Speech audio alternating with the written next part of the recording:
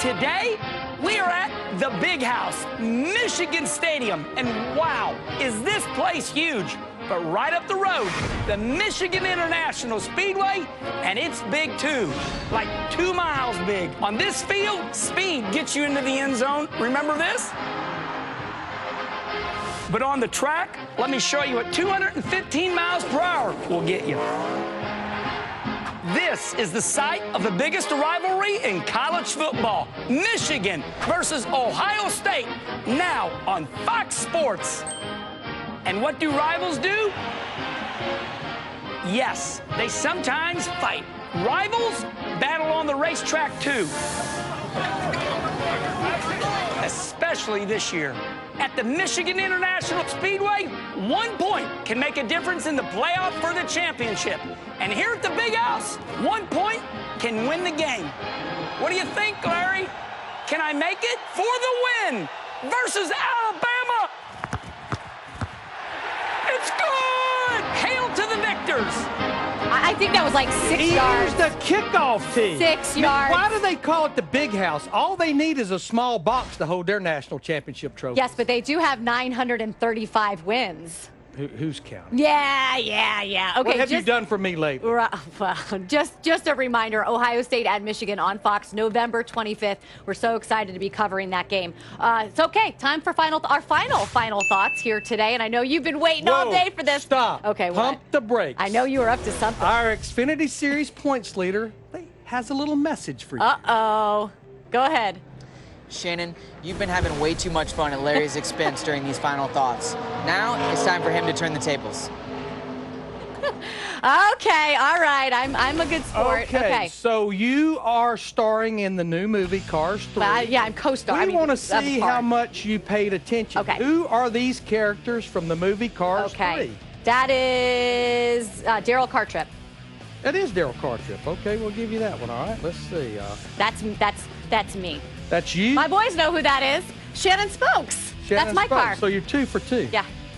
All right. All right, we started out. I can see them right there. The answers are right there. Oh, gee, Manetti. Who did this? Cody. At least I'm honest. All right, Daniel Suarez. Daniel. The answers are right here, everybody. They're a little. Who is that? That is Jackson Storm, right? Is that the new guy, Jackson Storm? Oh, no. Is that Jeff Gorvette? No. I don't know who that is. 24. It should be Jeff Gorvette. All right. Wait, who is this one? Oh, man. That's Jeff Gorvette, right? Is that his colors? What does it say on the back, Larry? They keep he took them all off. He doesn't even know. You know, this has absolutely run off the track. Can we just go back to my We should have rehearsed this. All right, last one. That is Jackson Storm. That's the new guy, Jackson. You know, if you kept saying Jackson Storm, you'd eventually get it, obviously. All right, listen. Cookie Monster. All right, so much for the cars. Now, I did not star in the movie Cars 3, but who is this guy right here? Let's see. I'm the man that has the answers to everything. That's Larry Karnak the Magnificent right there. What? Larry Mack the Karnak. That's it. I have all the answers right here. Got it. All right. Well, I'm like a data bank. Okay. All right. Then you know what I'm going to do right now. I'm going to throw down trackside because we're about to get this party started. Thank you guys all for joining us for the pre-race this season. We've had a lot of fun. Here we go, trackside. Ladies and gentlemen, at this time, please rise and remove your hats as the Michigan State Police present our nation's colors. Please remain standing as Father Jeff Rose from St. Francis de Sales High School offers today's invocation. Almighty God, we thank you for this beautiful day here at Michigan International Speedway. We thank you for bringing us all together safely for this wonderful weekend. We ask you to keep our drivers and teams safe as they compete for us in this Irish Hills 250 race. And we ask all of this with great faith, hope, and love. Amen. Here today to honor America with the singing of our national anthem, please welcome Michigan International Speedway's own Lisa Bascom. Oh, say, can you see by the dawn's early light what so proudly we hailed at the twilight's last gleaming, whose broad stripes and bright stars through the perilous fight o'er the ramparts we watched were so gallantly streaming, and the rocket's red glare, the bombs bursting in air, gave proof through the night that our flag was still there. Oh, say, does that star-spangled banner yet wave o'er the land of the free and the home of the brave?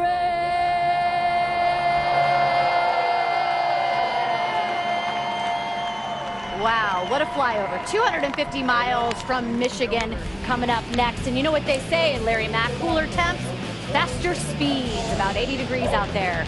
We'll be right back.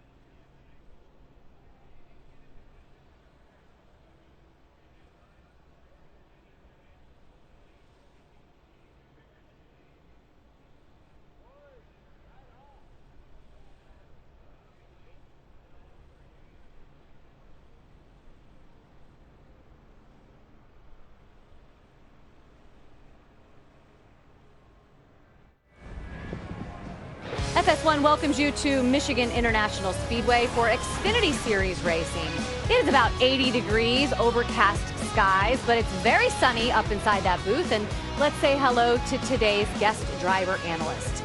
Austin Dillon. He has spent his entire life around champions. There he is at 7 years old, standing to the right of Dale Earnhardt when he won the Daytona 500. At 12 years old, Austin played second base and center field in the Little League World Series, and he's a Truck Series champion, Xfinity Series champion, and then, of course, last month he became a first-time winner in the Cup Series, Coca-Cola 600, beating Jimmy Johnson while doing it. Dillon also showed off his mad hula hoop skills this week on Race Hub. He gets to call his first Xfinity Series race with Adam Alexander and Michael Waltrip. Guys, have fun up there today.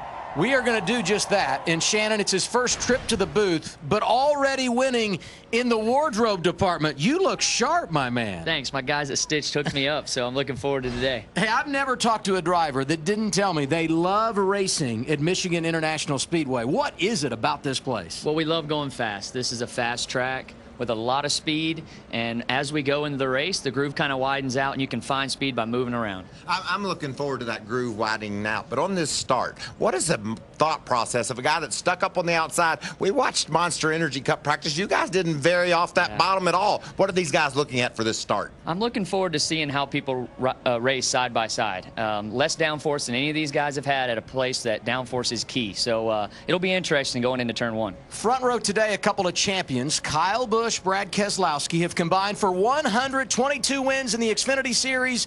The other 38 drivers, 77. How does it balance out today, Michael? I guess we've got us a couple of favorites up on the front row, don't we? But we've got some really talented young drivers, rookies that can get to victory lane, and it could very well happen here at Michigan. And 1 season ago, a series regular got the victory, Daniel Suarez, and went on to win the championship. We'll see if they can do it here today. Right now, we're going trackside to get the command. Race fans, it is time for those most famous words in motorsports. Here to give the command to start the engines, please welcome today's Grand Marshal, President and CEO of CP Federal Credit Union, John Christ. On behalf of my brother-in-law, who loved NASCAR, can you all help me say, drivers, start your engines!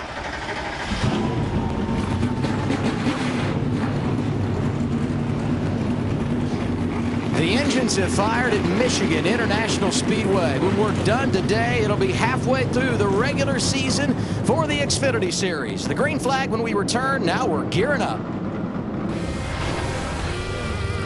Brandon Jones here. Yesterday, winning the ARC race was huge for us. I think it's a big confidence booster. I know right where I need to be on the racetrack today and right where we need to run. So good luck as well as to Austin in the booth. Hopefully he says some kind words about us if we're up front. Just got done qualifying here a little bit ago at Michigan. Had our best qualifying effort to date. Looking forward to it. Got my dad in the background there. Really want to get him an early win for Father's Day.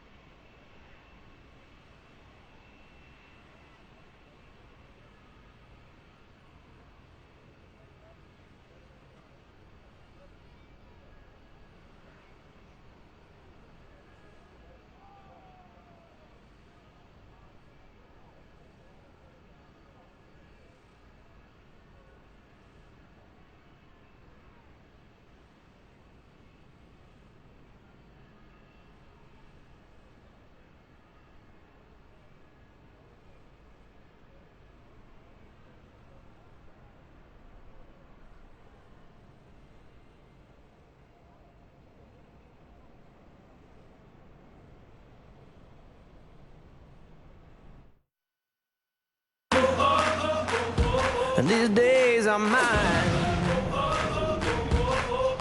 Yeah, I just keep on keeping on, keeping on.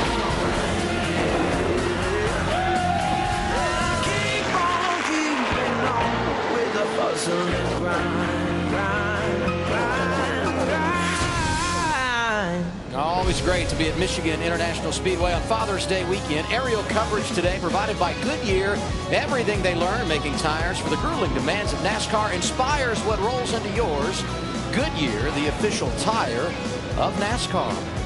Let's go from the driver's seat. Daniel Hemrick qualified 16th, but unapproved adjustments. He's dropping to the rear, Austin.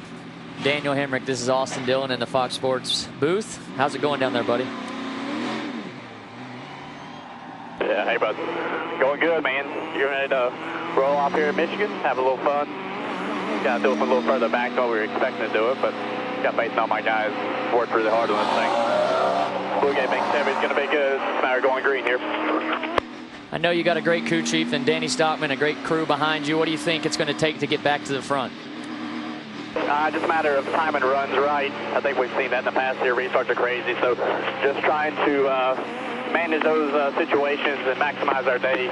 Got to be solid on and off pit road with decisions and track positions. So look forward to having some fun here and trying to put on a show for everybody watching here at Fox Sports 1 and back home in the XFINITY X1 app. Look forward to it. 10-4, Daniel. Good luck today. Yeah, thanks, bud. Hemrick trying to go back-to-back with another top 10 after a solid run at Pocono last week. Now our pit headlines. Let's go downstairs and hear from Jamie Little. Hey, Jamie.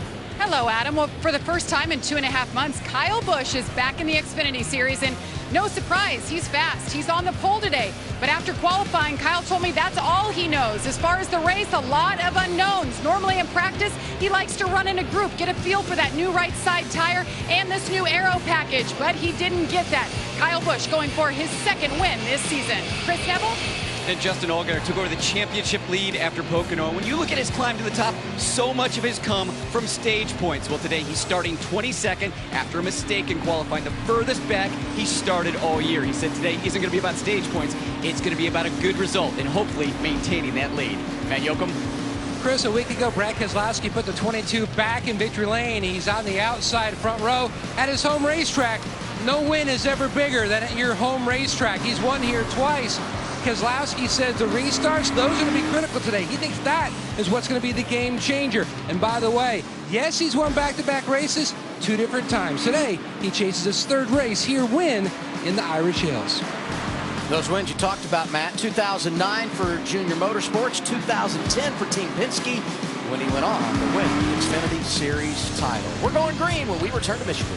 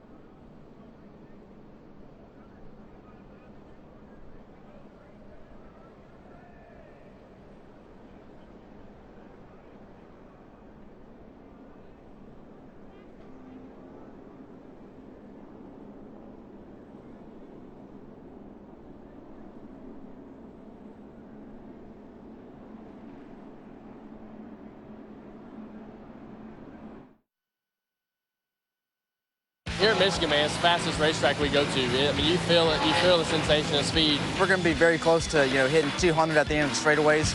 Not many tracks we go to are that fast. It's just as easy for the guy that's behind you to pass both of you as it is for you to try to make that pass. It's not too bad. I've done it long enough for how it doesn't seem, you're going fast, but it's really just like a Sunday drive for me.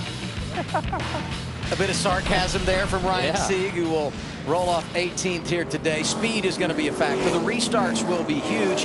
80 degrees right now, track temp under 100. You said that could be a factor, Austin. Yeah, the cars are going to drive a little better, the cooler temperatures. I'm looking forward to seeing Kyle on the outside with William Byron pushing him. I'm surprised he chose a little bit of an inexperienced pusher behind him on the start here, but he knows what he's doing. Talked about Hemrick dropping to the rear. The same for Ben Kennedy. Experience on the front row, not so much in row 2 for William Byron. Fastest car we brought to the racetrack in a long time. Very proud of you guys for the car you have. Hey man, thank you Dave, thank you everybody. Got a really good race car, so let's keep it together. Let's just be good on pit road, make no mistakes, and we'll be there at the end. Got to be a little bit nerve-wracking for the rookie to be up on that outside, though. Probably made him feel better when he saw Kyle Busch pull up there. He said it must not be too bad out here. Yeah, that's good. A couple of guys that have a pair of victories at Michigan on the front row. Kyle Busch, Brad Keselowski. Time to get it done at Michigan.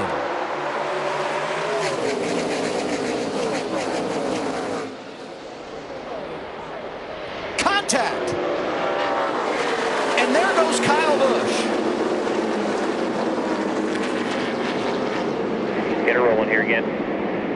Get her rolling. Oh, it's killed.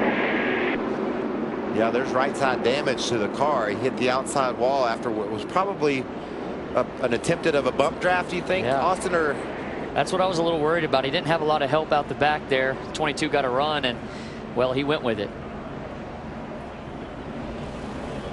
Kyle Busch won the pole. He's the control car to start this race, took the outside lane as we check out the replay. And he got a great break. He got a good jump. Watch. He gets rolling, and he's going to clear Brad Keselowski. Look at that jump he got. Yeah, here's where the problem happens. The one's going to give this air push to the 22. He's going to have a run by the time he gets to the start-finish line.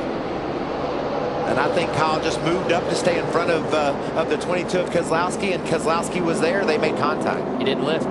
It was almost like Brad jumped up to go with him and then said, wait, the door's open outside. And when he made the move outside, there was contact. Yeah, he wanted to continue that run he had going. I mean, track position is huge, and getting that clean air on the front of the nose to start the race. Well, you can hear Brad. He tried to save him there, but it was too far. Brad came out of the gas and tried to give Kyle a break, but he was already committed. I'm wondering how much damage on the front end of the 22. You think there was much on the left front?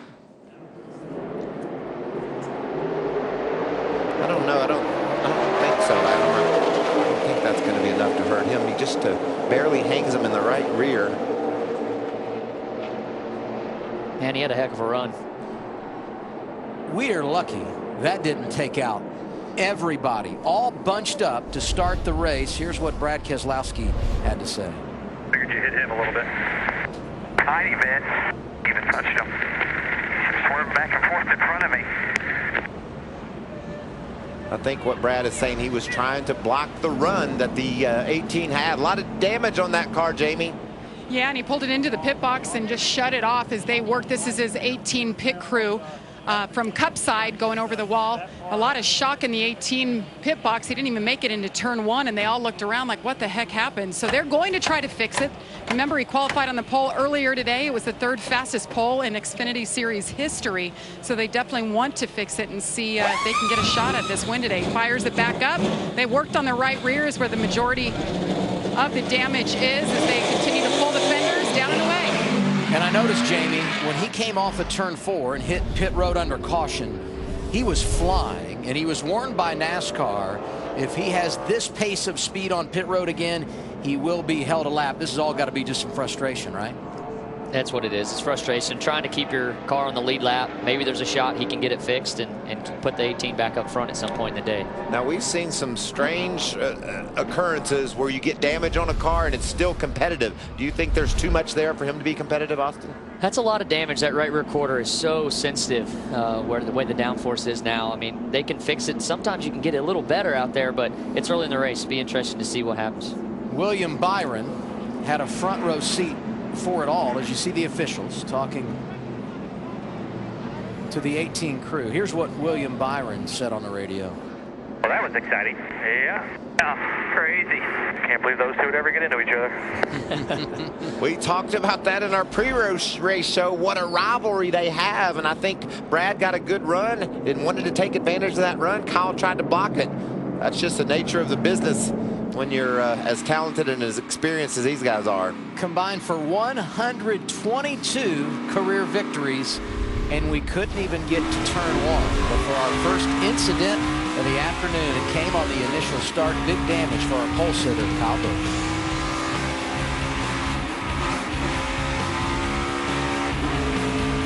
That's a heck of a way to start. Wow.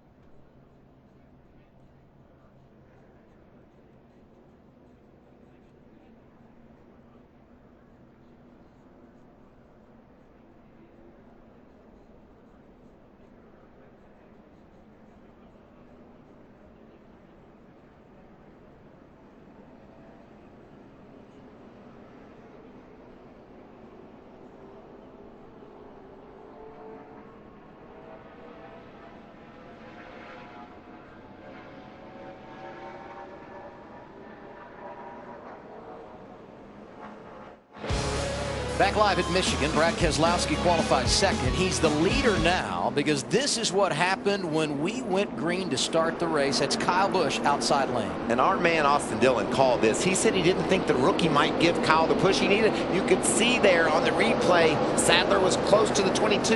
That helped him get momentum, right? Yeah, they got that momentum going early. That's what gave that 22 that run at the 18, and I think he caught the 18 so fast that Kyle really wasn't ready for that. But put yourself in the shoes of William Byron. You qualify on row 2.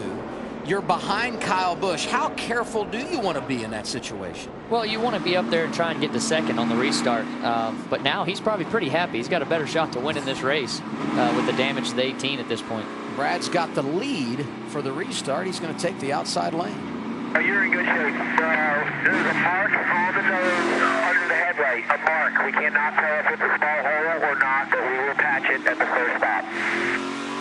Okay, everybody take a deep breath, and let's hope things go better this time. We got William Byron pushing the inside lane, and we got Denny Hamlin outside. Let's see what lane gets the better run. I think the second row really is going to determine who gets to turn 1 with the lead. Off of turn 4 and through the Geico restart zone, we will complete lap number 4.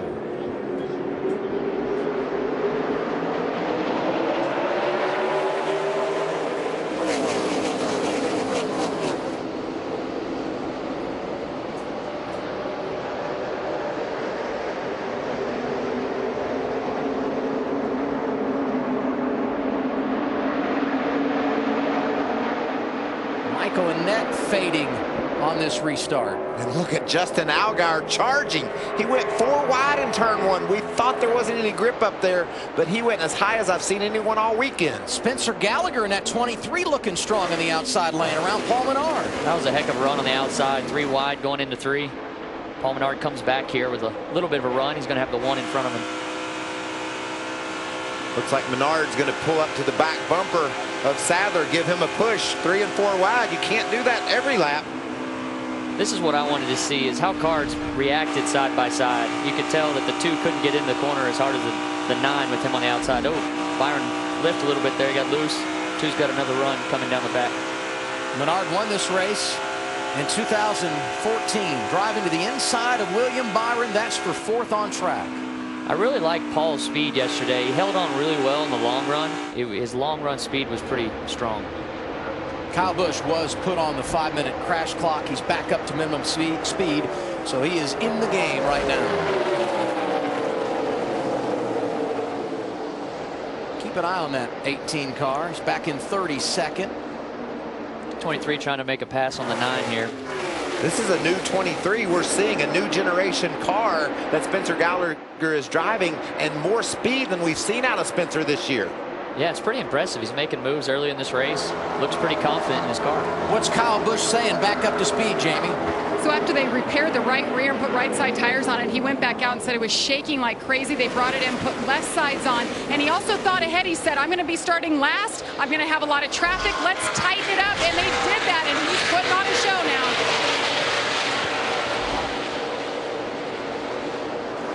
See, he's driving up behind the 93 of Jeff Green, Owensboro, Kentucky driver, and there's Gallagher battling with William Byron. Byron's 5th. Gallagher's back in 6th.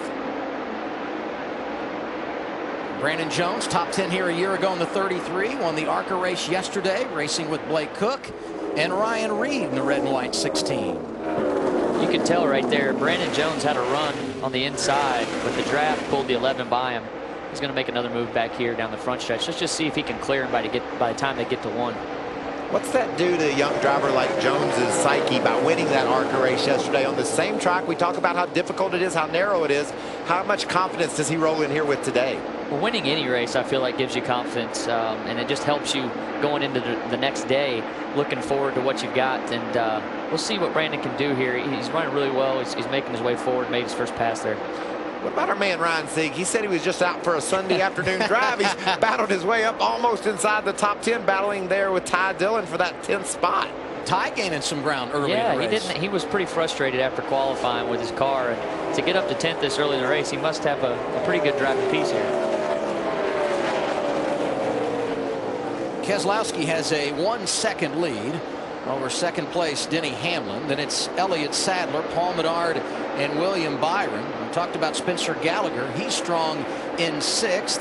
How about Sadler 3rd right now, Chris? Yeah, boy, Adam, a lot of speed out of the junior motorsports cars this weekend. Elliott Sadler leading the way right now, but the one thing that all these teams saw in practice yesterday is they were putting a lot of wear on that right rear tire after about 10 laps. Seen some blisters on those tires. Elliott Sadler's team, final practice, they spent most of that time just scuffing all of his tires. He's the only team at Junior Motorsports that got all of their tires scuffed. There were a lot of teams scuffing tires during practice yesterday. Theory being they're going to get faster as the run continues. And speaking of faster, Sadler all over Hamlin for 2nd right now. And you move back to 7th. That's where you find Tyler Reddick. Solid weekend for them, Matt. We've documented the youth and how they're coming up to the field. Tyler Reddick, he finished 5th here in a truck with his first Xfinity start. The 21-year-old has been getting a lot of coaching just about how these cars react around other cars. Primarily, they've been working with him on side drafting, especially on corner entry, because you can just get sucked around so quick on entry with the car getting so loose. Did you have any experience with any tire issues during your Monster Energy Cup practice, Austin? And do you think that the tire wear will get better as more rubber goes down on the road? Yeah, I think, always as rubber lays down, the tire wear gets better. We didn't really experience any problems with it. I did feel a little inconsistencies here and there from set to set, but I think that's just the new tire we've brought. Talked about Ryan Sieg in the 39. He's drifted back to 13th. Just in front of him, Brennan Poole, Matt Tifft. Well, it's good to know. I'm watching Ty here race with Justin Allgaier. He was not happy. Ty was not happy earlier in practice with his car, and it looks like he's got something to race today. So it's making me feel better about tomorrow in my Cup car. We struggled a little bit in practice, and you're seeing guys that didn't have the speed in practice race pretty well. So it's good to see. I'd say the guy in front of him feels pretty good as well. Justin Allgaier took over the regular season standings advantage last week. 1 point in front of his teammate Elliott Sadler after that runner-up at Pocono. Qualified 22nd. We're like, what's wrong? Evidently nothing. Up to 9th and in position once again to score stage points. We're almost halfway through this opening stage. Stage 1, 30 laps. Stage 2, 30 laps. And our final stage today, 65. You can see Ty Dillon just trying to run maybe a little bit lower than Allgaier, just move that car around a little bit so he can get some air on the nose. Is that sort of the game when you're racing hard behind another driver? It is the game. It really is. You got to get that nose tucked out just a little bit to get air on there so you can get that front turn that you're hoping you have when you get there. Several big movers early, among them the guy we just talked about, Ty Dillon, Jamie. And I talked to him right before he got in the car, and he said it has been a frustrating weekend. They brought a brand new car, the latest and greatest body and chassis setup, and he said, I don't know, I think we need to go a different direction because we have not had speed. But once he's in the race now, guys, this car has come to life. It's the best it's been. He's moving forward early, so is his teammate Daniel Hemrick. Those unapproved adjustments started at the rear. Driver 21 inside the top 20. Keeping an eye on Kyle Busch. Had the lap 1 accident. He has come up to 23rd as we watch Reddick, Spencer Gallagher, Cole Custer, the youngsters racing here. Great little battle there with 3 of the rookie candidates. And impressive to see what Spencer's been able to do with this new car. I mean, this is by far the best he's run, and we've seen him run in the Xfinity Series. So I'm pretty impressed right now. Equally impressed with Ty Dillon. That's a nice pass there on a really fast Justin Allgaier. I saw Kyle Busch was 32nd, slowly but surely working his way back into this thing. 23rd, but it's not easy in traffic, Michael. Yeah, trying to pull a little bit of air off of Dylan Lupton in the 24 car, just slowing his momentum down, and then watch him dive away from Lupton. That's how you make a pass on the straightaway here. You got to stall that outside car out. You do, and Kyle's one of the best at it. He knows how to make his way up through a field. We've seen him do it before. And he knows he's going to get another caution to work on this race car in 13 laps. That will be the end of stage 1. Brad Keselowski's led our first 17 today. Denny Hamlin is second. Elliott Sadler, Paul Menard, William Byron, your top 5. Good to have you with us on a Saturday afternoon live from Michigan.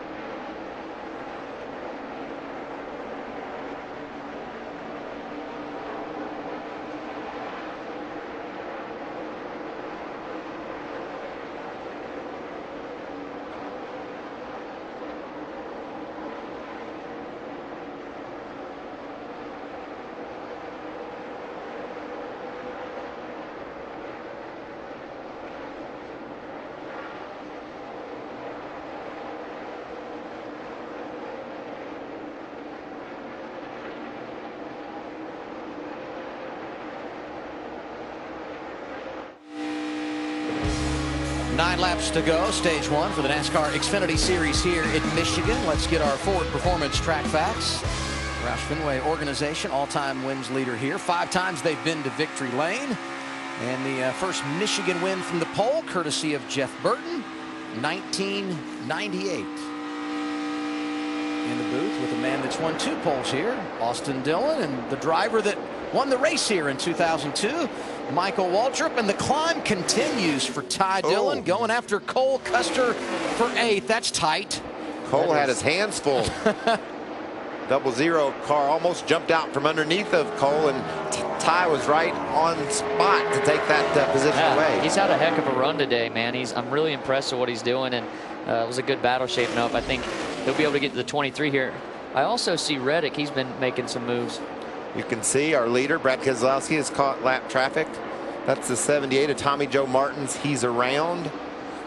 Slows his momentum just a bit. And lately, Denny Hamlin's been 10th or so better than Brad. So the 20 car's got something to say about who's going to win this race today. 22 and 20 both have solid cars. I watched qualifying in 22. I mean, it looked like he went through turns so fast, never had an option to even check in the car. I mean, he looked really solid. So I figured in the race he was going to be strong today. So good last week at Pocono, winning every stage, sweeping the Saturday at the Tricky Triangle. Here's a look at Paul Menard, the strength of RCR. He is 4th. William Byron hanging right with him. Yeah, this has been a good battle. They've been tight for the last couple laps. Seen Paul kind of change his line down the straightaway to try and break the air up, but the 9's been strong the last couple laps. Now, Austin, do you feel like that if the 9 can stay so close to the 2, Byron on Menard, if he can stay in that position, he might have a little bit better of a car, but just making that move so difficult? You're exactly right. I mean, if you see a guy that can really stay on the back bumper of the next car in front of him, it's probably at least a 10th faster to be able to do that. And then once they clear him, he might be able to drive away, but that's one thing, and then passing a guy's another. William Byron, one of 11 drivers making their first Xfinity start at Michigan here today. Qualified 2nd row, hanging tough early, Chris. Yeah, Adam, boy, William Byron's had a strong car all weekend. Talking with his crew chief, Dave Ellens, he said, after the first couple races, we just kind of lost our pace, but we found it this weekend. And after about 13 laps, he says things have settled in, the car really coming to me. He doesn't feel like he's abusing the tires too much. Matt? Paul Menard won here 3 years ago, and on that early incident between Busch and Keselowski, he thought he might have had some cosmetic damage. Team looked at it. Everything looked okay on the nose. His only complaint, really, the car just too free on entry at both ends of the racetrack, but it's stout center to exit. You want to make an adjustment? Going to get an opportunity. 4 laps to go, stage 1. So, Larry McReynolds, what are crew chiefs thinking? Well, I think you're going to see a mixed bag of thinking, Adam, because think about this. Once we go back racing for stage 2, it's only going to be about 25 or 26 laps to the end of stage 2. Now, I think if you're one of the drivers running up front like Keselowski, Hamlin, Sadler, Byron, you're going to come get 4 tires. But I look back there just inside the top 20 with drivers like Brendan Gaughan, Ryan Reed, and Austin, you know the crew chief for that 21 car, Danny Stockman, Daniel Hemrick. Maybe 2 tires, just try to get some track position, knowing you're only going to have to run about 25 or 26 laps. Yeah, Danny Stockman is a track position guy. I'd like to see him try and take 2 and see what his car balance is up front. He hasn't had clean air much of the race, and he has made his way forward quite a bit from the start. It seems like every time we go to an intermediate track, Stockman and Hemrick are fighting something. They had the early accident at Texas, hit the wall early at Charlotte, had to start at the rear today, but they are showing early signs of speed. And 2 laps to go here, Michael. And they always seem to rebound, Adam, and I think that's what's most impressive, and I think that's why Stockman is so good for Hemrick. He's able to keep him in the game, keep him focused, and make sure that they can overcome any problems they have along the way. And Stockman knows how to finish races. That's something we were always capable of doing when we ran for championships. So, and that's good for a rookie. When you're finishing races, you're learning and you're getting that experience you need for the next time around. Keselowski off of turn 4. Be 1 lap to go in stage 1.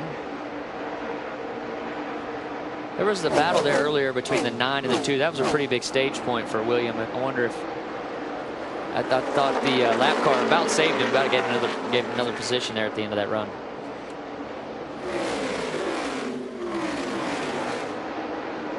Keselowski doing a great job of working the lap traffic. He'll come around, get the stage win. Denny Hamlin running second right now. Then it's Elliott Sadler, Paul Menard, William Byron, the top 5. How about this? 6th stage win of 2017 for that 22 car.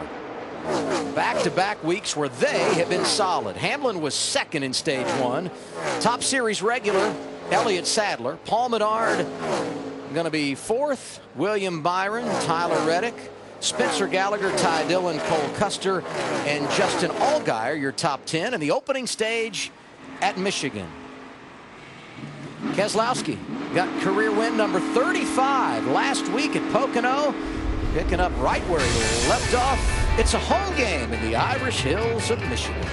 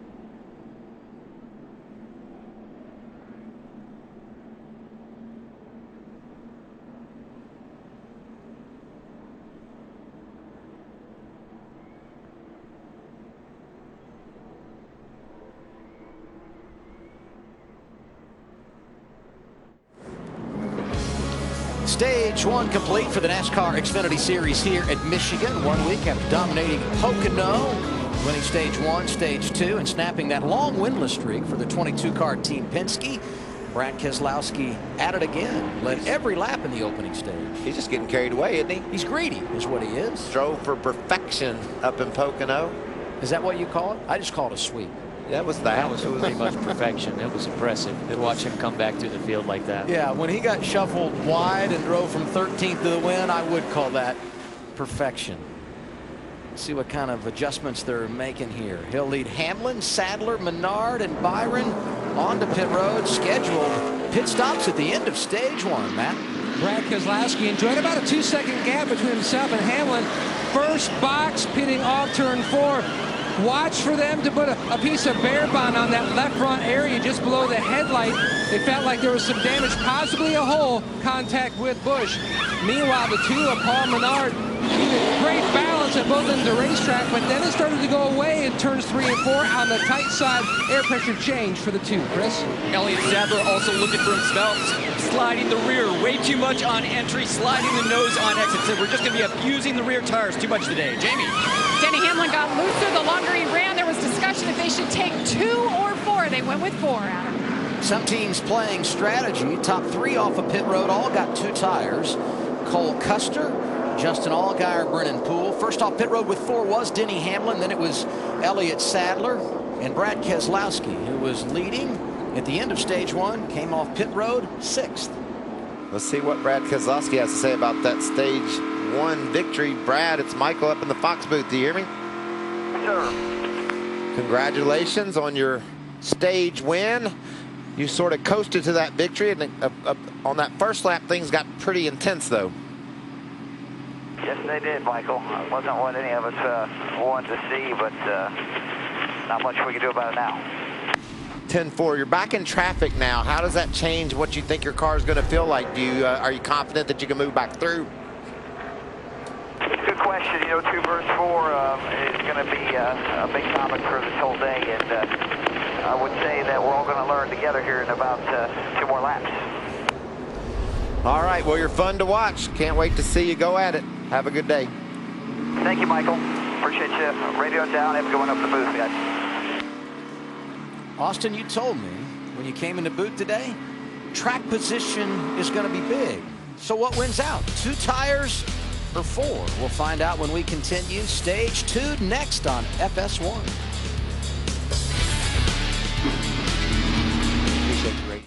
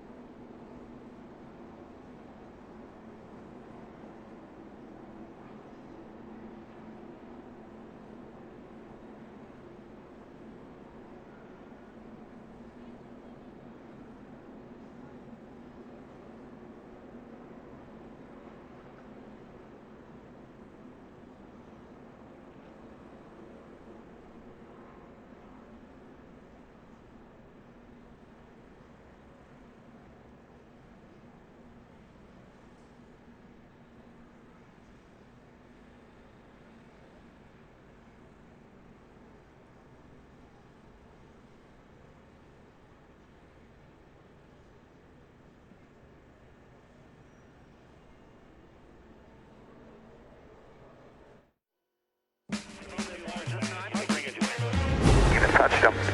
Swerved back and forth in front of me. I thought you flagged the guy. Whatever. Well, that was exciting. Crazy. Can't believe those two would ever get into each other.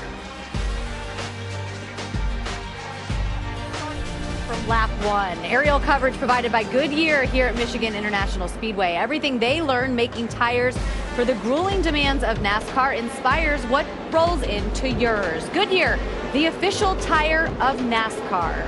So I'm going to brag on my man Larry here because he predicted that some drivers would come down and take 2 and some would take 4. That is exactly what we saw. Now predict what we're going to see on this restart. Well, we only have 24 laps to the end of stage 2. I think this restart will probably be a little calmer than the actual start of the race, but you've got those drivers up front like Cole Custer, like Justin Allgaier. They have 2 right side tires, but we've been talking about it. Michael and Austin, they've been talking about it. Clean air is king. Being out there in clean air and keeping that track position. But this is a short run now to the end of stage 2. Short run. Kyle Busch has come down pit road a couple of times under this caution. So guys, get us to the green. We'll be keeping an eye on that 18, but I want to go back to the 2 versus 4. You said track position is the deal. I know drivers always want 4 tires. How does it play out? Well, I'd like to watch Ty. He's starting 12th in this restart with 4 fresh tires. Had a good car. There's a lot of guys in front of him on 2. Daniel Hemrick got up to 18th. He's starting on 2 and 7th. So let's see where that transition break is. This restart order is why I'm such a big fan of stage racing. I love it. As a driver, you have opportunities to maybe get 2 tires, get some track position. Do you love it as well? Oh, I love it. The stage creates opportunities, and that's what we need. Cole Custer, Justin Allgaier, Vernon Poole, first 3 off pit road. All got right side tires. Denny Hamlin the first on 4. Cole Custer, the race leader, choosing the outside lane. We'll get the green flag as we begin stage number 2 on track. Here they come through the Geico restart zone.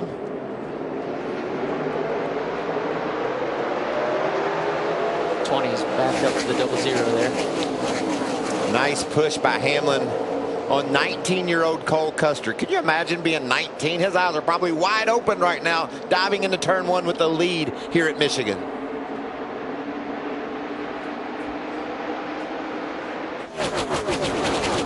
Oh, trouble.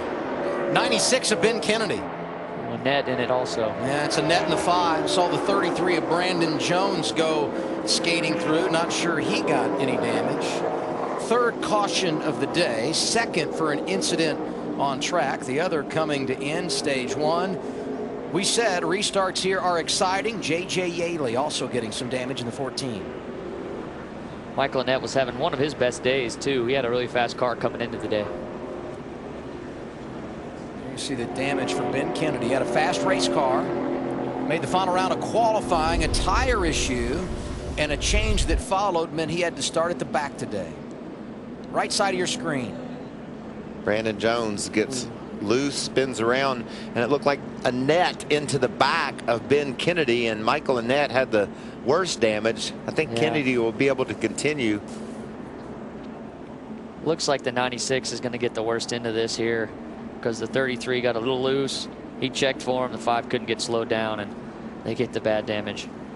Brandon Jones just got a piece of the wall with his right rear. Other than that, he's able to drive away. Watch the 96 and the 5 come together, though. Ben Kennedy's car up in the air. Big contact to that left rear wheel. That probably did him in with that rear end housing being bent. A lot of damage to both bodies, so their downforce is going to be way down. Yeah, these cars will go on that 5-minute crash clock, and if you can't get it repaired, you are done for the day per NASCAR rules. Won the ARCA race yesterday after a spin. Brandon Jones going to have to battle back from adversity here today. Cole Custer, Justin Allgaier, Denny Hamlin, Brad Keselowski, your top 5 under caution here at Michigan.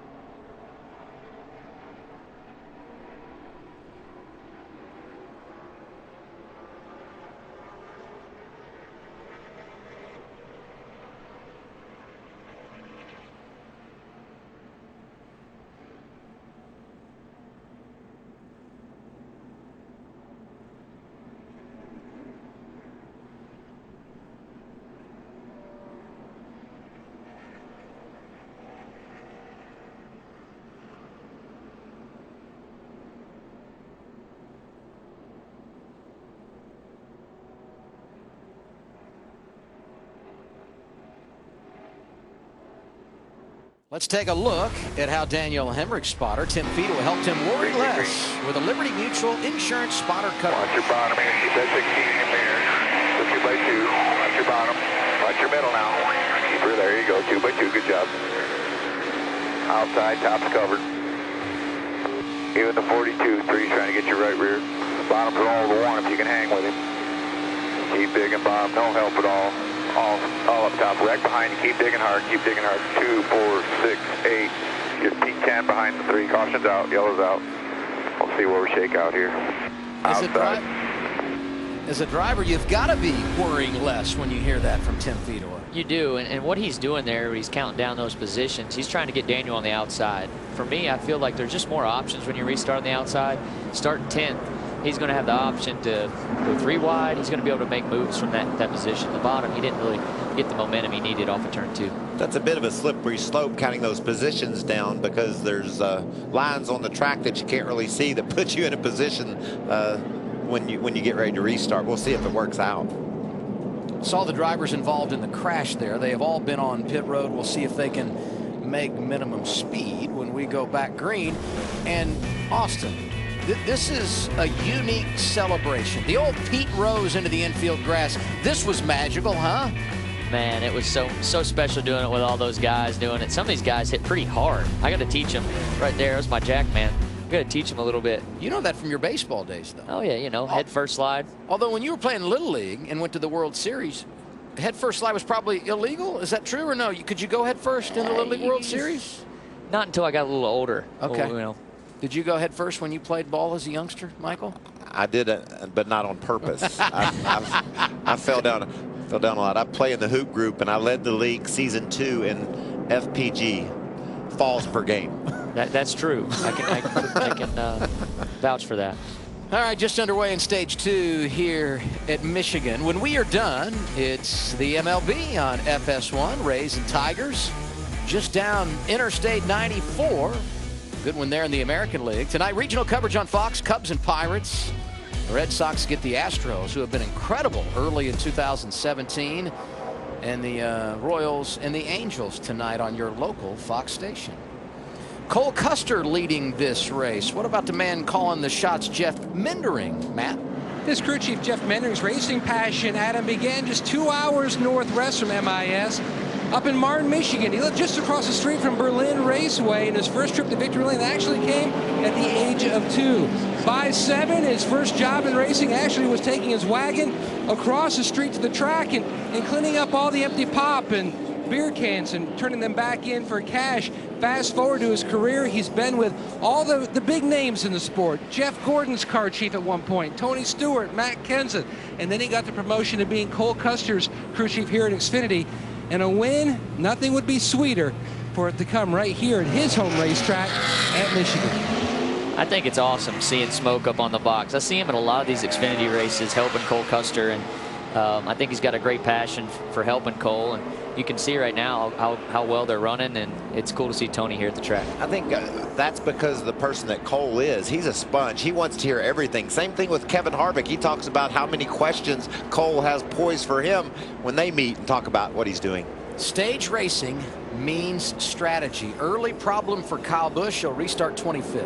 You want to top off for a little extra? It doesn't matter either way because we're way in good on the win. Stay out and take the track position, and then just pit one more time in our final cycle if it goes green. Simple. Come on, we'll top it off.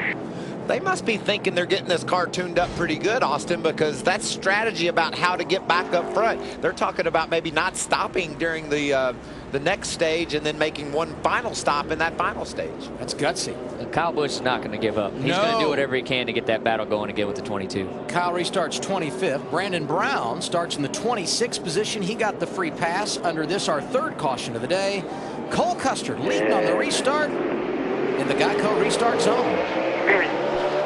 Shoving you, there's bottom shoving too. All 3 lengths up on the bottom, still there. Off you a little bit, off you a little bit. Now back on you, shoving you, off you. You're straddling 2, now just 10. You got the run on him.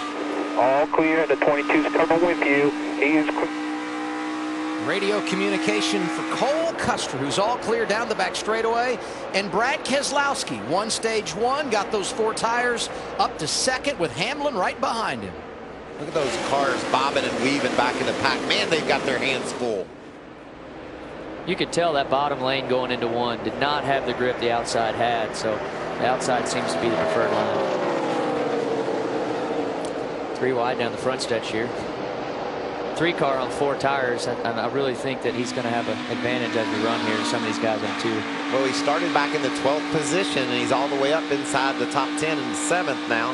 Good run there off the turn for Hemrick. He's able to pull right back up on the bumper of William Byron, and that actually propels Byron ahead of Allgaier on the outside. Hemrick talked about big runs during first to the start of the race, and he got one right there. How much do you feel the draft here as we've got a battle for the race lead? Keselowski all over Cole Custer, and Hamlin right there as well.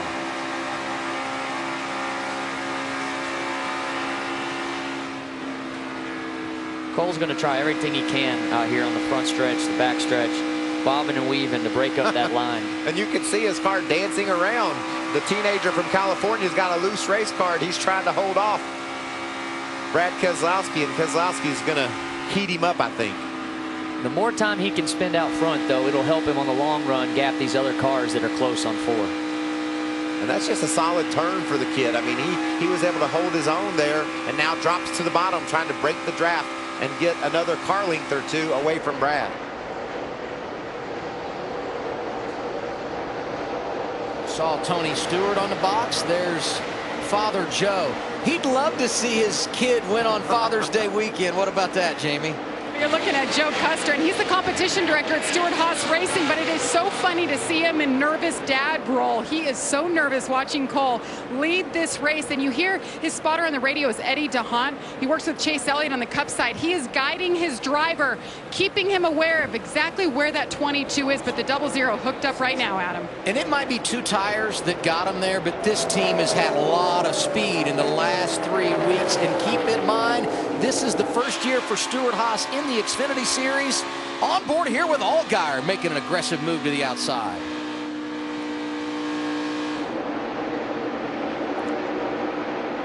Look at the momentum that Dillon loses off the corner. His teammate Hemrick's going to pull to the inside. There's Paul Menard. Such big runs you can get here on this track. When you have the momentum, you can carry on past 2-3 cars at the right time. Little RCR train right there. Just past halfway in stage 2. Cole Custer, Brad Keselowski, Denny Hamlin, Elliott Sadler, Tyler Reddick, the top 5 in Michigan.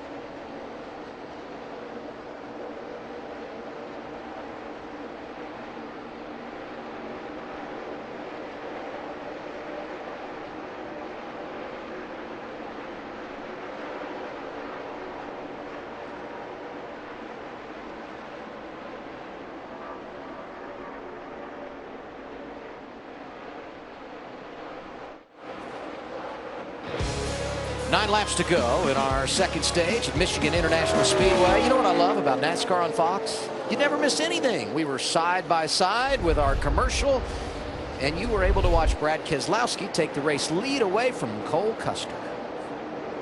Just making it work down on that white line, Austin, and you know how hard that is to do. You got to have a really good handling race car to go that low. We saw Hamlin close in and take second away from Custer the same way. Yeah, that was a power move by Brad, but it's almost like those 2 tires had taken its course. He's falling back a little bit now and fading as the run has gone on. So 4 tires have prevailed. Back to the 20. Still like 10 to that 07. Reach his finger back there. Yeah, Custer, as you said, has fallen back to 4th. Hamlin got around, so did Elliott Sadler. There are a couple of the other drivers that got 4 tires when they came down at the end of stage 1. And now, Larry, only 7 laps away from the end of stage 2. What shakes out next? Yeah, it's going to be interesting because, you know, we're going to go back racing probably, Adam, somewhere about 59 or 60 to go. Everybody's going to have to stop once in stage 3 for at least fuel. So I would like to think most of the leaders, they're going to get their 4 tires right here. But who I think has an interesting situation is Kyle Busch in that 18 car. He and Eric Phillips, his crew chief, sitting in the 18th. They topped off at lap 42.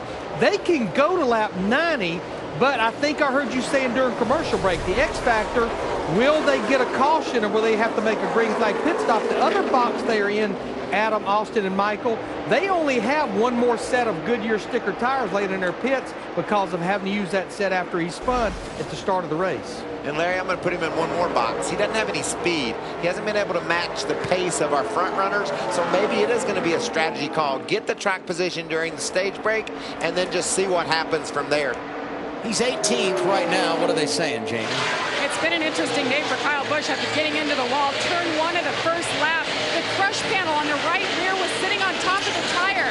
Kyle pitted 6 times for them to fix the damage. They think it's good now. Like you said, they topped off. Now he just has to focus on one thing, the task at hand and getting to the front. Jamie, we also want to pay off those drivers involved in the accident back straightaway on the restart to begin stage 2. Michael Annett, Ben Kennedy, and J.J. Yaley all went behind the wall, so their day is done. Annett went to the infield care center. He has been released. This is the battle for the race lead. Brad Keselowski out front with 4 laps to go now in stage 2. He's led 40 circuits today, a dominating race car again, Matt. Brad Keselowski says the balance very similar this stage as in stage number 1 that he won.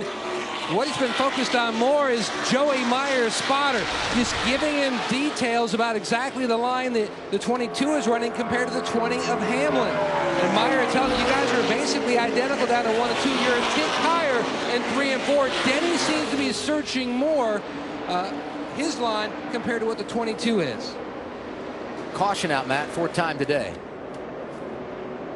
And this could get interesting, but only 3 laps to go in the stage. Caution is for debris in turn 4, and I'm not sure we got enough time to get this picked up and get them restarted here, open pit road, and put ourselves in position to play any strategy, because they should close pit road next time around. We'll wait and see. It'll be interesting. They made it happen last week at Pocono. Yeah, the caution car, Adam, is trying to get onto the back straightaway and ahead of Keselowski. I'm sure NASCAR's radio into Brad saying slow it down, try to get this pit road open and go back green like we did last week. I'd love to see that, see a little strategy put into it, because I believe the 22, the 20, some of these guys that took 4 are going to take 2 here, and if we could see a little bit more strategy going into this, it'll be fun. Yep. What do you think, Larry? Look up there at 3 laps to go in stage 2. Remember, pit road closes when the leader gets to the start-finish line. Very similar situation we had in the Cup race at Pocono. They went ahead and closed pit road before the leader got to the start-finish line with 2 to go. So it's NASCAR's discretion whether pit road's open or closed here. The light is on. It's green. And here they come, Larry. They're going to make a pit stop here with a couple laps to go in the stage, Matt. And Keselowski locks it up slightly coming into his box. The car just a touch more free this run near the end than the previous. 4 tires on the 22.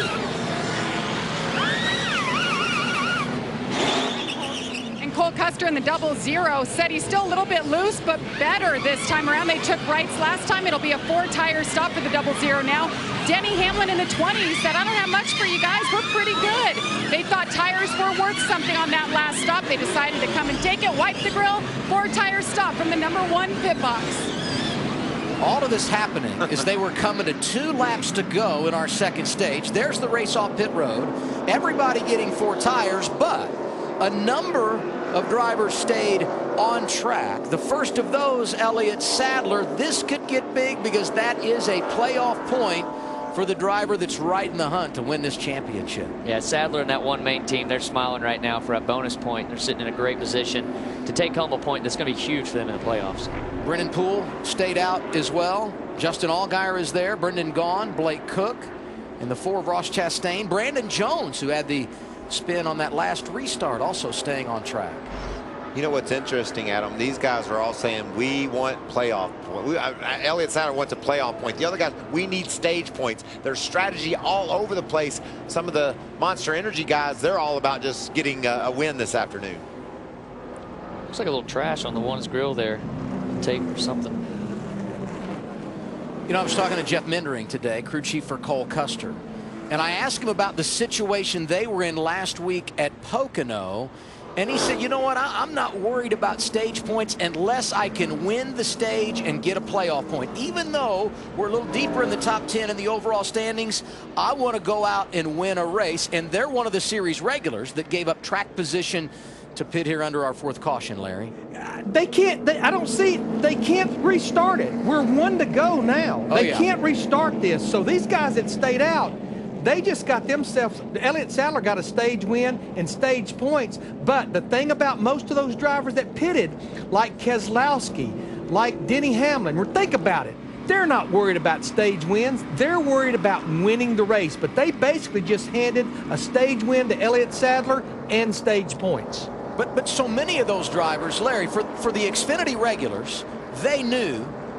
Cole Custer, those guys that pitted, they knew they weren't going to win the stage and get the playoff point. They wanted to establish track position to begin the final stage. Elliott Sadler says, you know what, I'm going to get greedy here and I'm going to take that playoff I'll point. take that point because I'm going to have it all the way to Miami. All right, 10-4. Just trying to figure out what we want to do here. Yeah, you know, save some fuel here and run until we need a caution. We don't have to stop one more time, right? You think we can make it that far? Yeah, 10-4. We can make it on one more stop. That's just a dangerous game because of what Larry said earlier. If you stay out here and you don't get a caution, have to pit under green, you absolutely have lost your day. Elliott Sadler has a lot of points, Adam. He just picked up a playoff point. He might just roll the dice and try to get a win that way. That's his 3rd stage win of 2017. Back in a moment.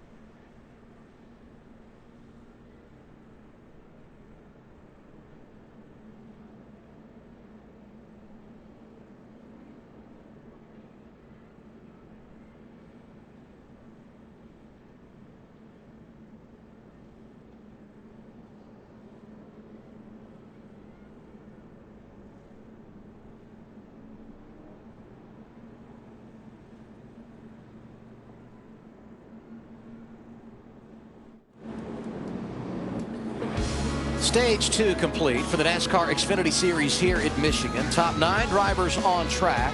Stayed out, did not pit when the pit road was open just prior to 2 laps to go in this stage. That means Elliott Sadler wins the stage for the 3rd time this year. That means 3 playoff points for the driver out of Emporia, Virginia. Hey, Elliott Sadler, it's Austin Dillon in the Fox Sports 1 booth. You got me, buddy? Yes, sir. I got you. Well, congratulations. You got you a playoff point right there. I think it was a great strategy for you guys going into the playoffs. What do you think you need here in the next couple laps to be able to get back on pace with the other guys where they pitted? Yeah, Austin, I mean, we had to do that. We had to stay out and get that championship point. I mean, that's what it's all about when we get to the playoffs. So we had to be aggressive and do something a little bit different than Brad and Denny. I think track position is very important. You know, right now it's just going to be if we can catch the cautions correctly or a fuel mileage gain, but we're going to have to be aggressive here so we can make something happen. Well, I like the strategy, Elliott. Keep it up front, and good luck the rest of the race. I appreciate it. Thank you. Top 5 drivers on track.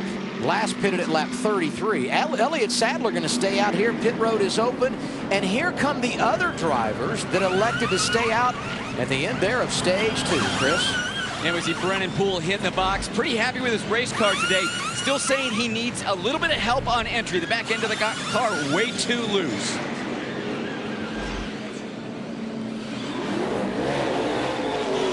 Brennan Poole with a big adjustment in the left rear of that 48 car.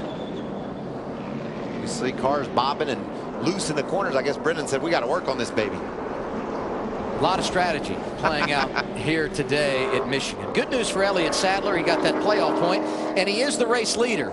The bad news is when he restarts, the guys behind him, we're going to have 15-lap pressure tires, and it may be a struggle when we get the green.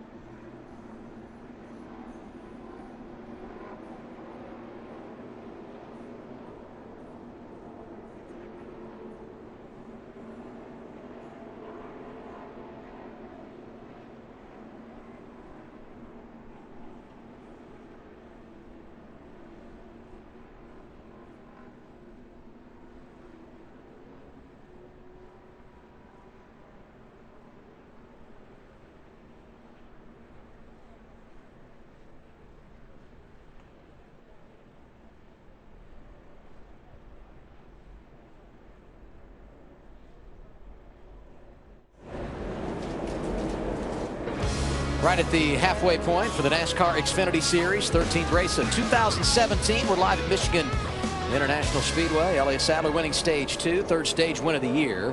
He did not pit. Last time he came down lap 33. And he'll restart up front with drivers who did. Alongside him, Denny Hamlin, We've got service at lap 58. How will it balance out for Sadler? Green flag with 61 laps to go.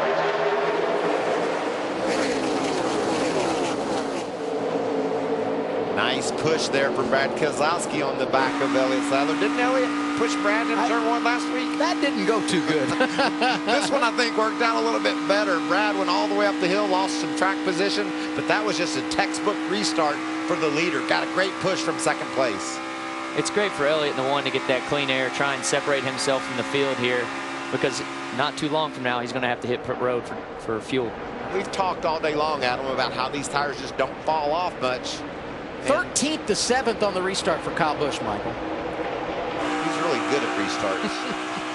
Got that car fixed, I think. I think coming he's back just to the field. He does really good, period, isn't he? What about their day, Jamie? It's been unbelievable for Kyle Busch. It's been fun to watch.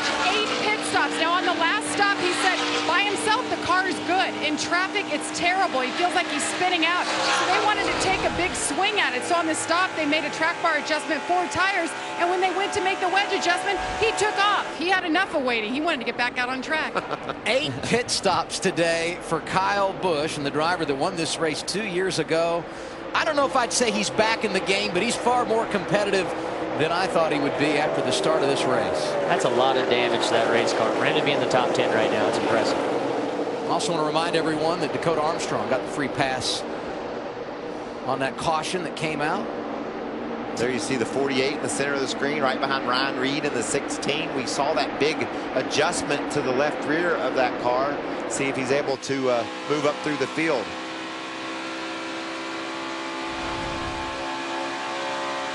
The one car still being able to hold a lead on the 22. I think that's impressive. A lot more laps on his tires. It's going to be big coming down to the end of this if he can get a caution. And a lot of caution laps since they made their last pit stop. So when should we see the one on pit road, Larry? All right, I've been doing the math, Adam. He pitted at lap 33. If he can go the 48 laps, that takes him to lap 81. But we've had 18 cautions since he last pitted, so I would say add another 10 laps to go. So if you watch your ticker up in the upper left-hand corner, it's going to be somewhere around 34, 35 to go probably when he would have to come to pit road should we not get a caution. And Larry, we're making a big deal about the fact that he has to pit. Everybody else does too. So while he's out of sync, everyone going to have to make one more pit stop to make it to the end of this race. Absolutely. The last time by, Adam, Elliott Sadler was only about a half of a tenth slower than those guys that are heating him up from behind, Brad Keselowski and Denny Hamlin. So certainly a lot of pace in that one car. Also, we saw it ever since he unloaded earlier in the season. He just sort of seemed to hit a little bit of a lull, and especially at Charlotte, no performance at all. But that performance is back now. Yeah, I think the JR Motorsports have all done a really good job turning it around. Tyler Reddick is 8th. Let's take a look at how his spotter, Derek Nealon, helped him worry less with our Liberty Mutual Insurance spotter coverage. Tire build showed a little bit on the tight side. You think maybe he can just be tight over there? He's got to be. I mean, like I said, it's hard to tell this far away, but I mean, he definitely, like I said, just looks lazy in the middle of 1 and 2, and just not that it hurts us off of 2 and down the straightaway, but it just definitely doesn't help. You know what I mean? And that's just the spotter, Austin, trying to help the crew chief with the view that he sees, where he sees the car maybe losing a little bit of ground, so the crew chief then knows how to adjust the car. Yeah, the crew chief, the spotter, they're all collaborating right there to try and figure out what they can do to make this car better for Tyler. Let me ask you guys this. Elliott Sadler leading, and Larry documented he pitted at lap 33. His only stop today, got 4 tires. He's got to get 4 when he makes his final pit stop, do you think, if you're Sadler? I mean, I know the fall off hasn't been great. And if so, those guys that pitted at lap 58 behind him and got 4 tires, how many do they take on their final stop? Well, he's going to have to pit a lot earlier than these other guys. Sure. So might as well take the 4 and have the speed gain at the end of that run. He's going to have a lot of laps on, even if he pits, he's going to have a lot of laps to go. And what has been sort of the story of this race today, as you see Brad Keselowski finally getting a T bumper by himself. 8 back to Denny. That's spotter Brett Griffin. Got his father's name above Elliott's door, honoring Brett's father, who he lost at 7 years old. But this is what we saw earlier.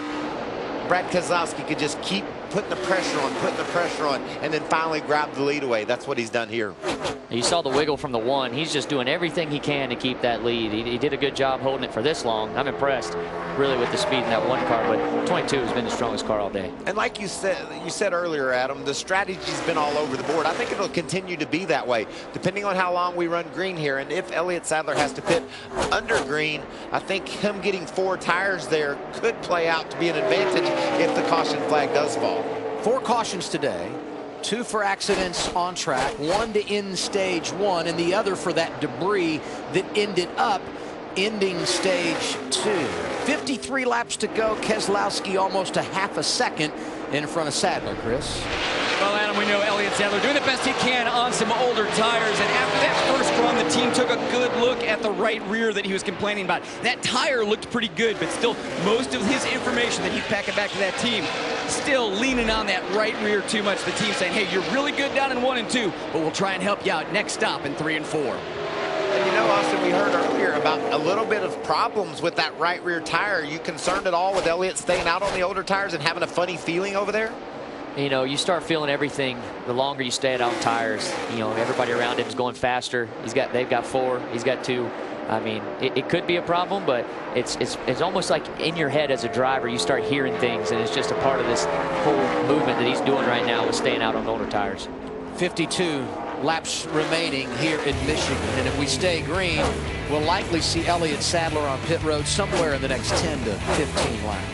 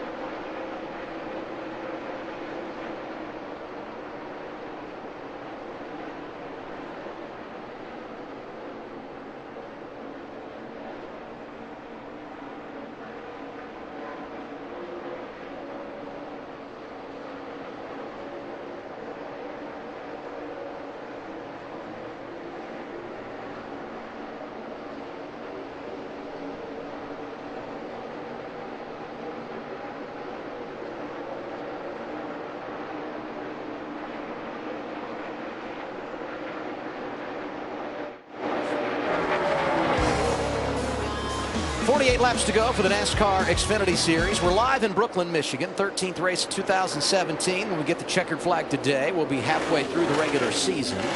Stage 1 went to Brad Keselowski. He's had the dominant car, leading 48 laps this afternoon. And Elliott Sadler won stage 2. He runs second. Should be pitting sometime in the next 10 to 12 laps. Let's go back to 1992. Brad Keselowski in victory lane with his father, Bob, here at Michigan after Bob got the checkers in the ARCA event. That is really cool for the guys out of Michigan. That's what it's all about, family. That's right. It's Father's Day weekend, and I know every son out there is doing their best to get to victory lane for their dad. And right up front, I know Brad Keselowski's been dominant, but man, it's tightening up front. We now have 4 cars within about a second and a quarter. William Byron has closed up on the back of Hamlin, and and Elliott Sadler's keeping pace with our leader, Keselowski. Well, let's look at these other drivers inside the top 10. Keselowski, Sadler, okay. Then it goes back to Denny Hamlin, who's third. Hamlin did have a lap led earlier today. We got William Byron, as you said, the rookie, back there in fourth. Very solid effort for him. First Xfinity start at Michigan. Ty Dillon has had a fast car from the green flag. He is fifth, would be his first top 5 finish of 2017. RCR looking good because Paul Menard is sixth in the 2 car. He won this race in 2014. Kyle Busch, who was on the pole and wrecked as we got the green flag, has battled back to 7th. 8th right now is Tyler Reddick. 9th to Cole Custer, who's looking for his 4th consecutive top 10. And rounding out the top 10, another rookie in Daniel Hemrick, who had those unapproved adjustments prior to the green, started at the rear.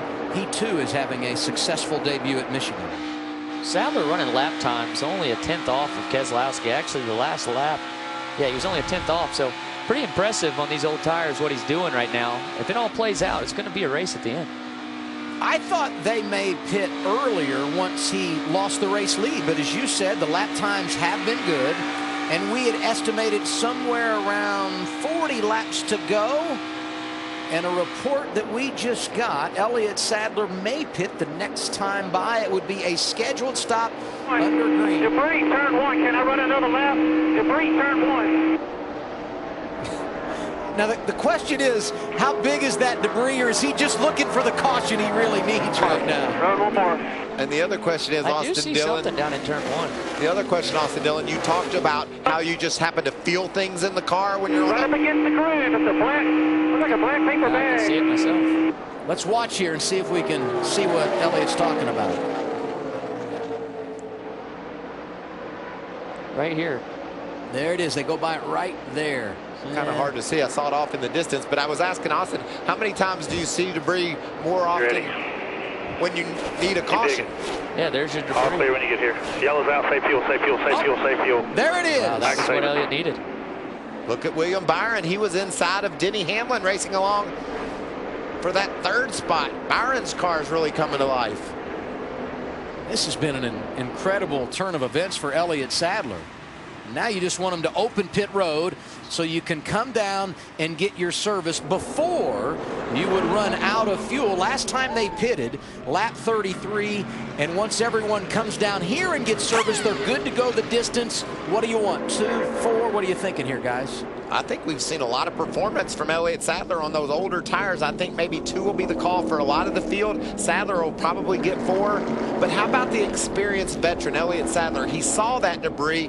He radioed to his crew, let me run another one. I think we got to have a caution. The caution flies. That's just a heads-up move from the seat. Yeah, that's one of the best sights when you see that debris and you know you're going to be close on fuel. He called it out and it worked out for him. You know, and his crew chief, Kevin Mindering, he had to believe in what Elliott was saying. They know they're close on fuel, had to believe in the words his driver was reporting, and certainly did just that. Matt did the report on Jeff Mindering earlier. It's Stuart Haas. Kevin, his younger brother, calling the shots for Elliott Sadler, who's an engineer for Dale Jr. for a couple of years over at Hendrick Motorsports. So pit road's going to open next time around, I do believe. Keselowski leading it. Sadler is second. Then it's Hamlin, Byron, and Ty Dillon. Where are you at with strategy here? What are you doing to the car, Larry? We have 18 laps on these tires. I think 2 right side is the way to go, but don't be surprised to see somebody do fuel only. But when I look at Kyle Busch, unless they have glued up a set of those scuff rights, he is out of sticker tires right now. So that may be the guy that does possibly fuel only. Well, I'm seeing sticker tires in his pit, which tells me they put scuffs on earlier. Matt. And Larry Mack, Keselowski's guys up on the wall in their fuel window, sticker tires going over the wall. He felt like the car took off not quite as good as it did at the previous runs. Felt like it did come to him though. Go, go, go. Just 2 tires going off of what Sadler did. And Elliott Sadler going to take 4 tires here and a full load of fuel. Going to be a little bit longer stop than everybody else. He's saying the car a little bit loose and tight off, so let's really focus on entry. Jamie. Denny Hamlin said he's looser than he wants to be. A big adjustment there. It's right side going. Denny Hamlin said, get me out front. I can win this thing. Track position king all day long. Right side tires for Denny Hamlin. He wins the race off pit road. Keselowski goes to second. They get 2. And 4 tires for Elliott Sadler. He lost some in that exchange. We're back to green in a moment.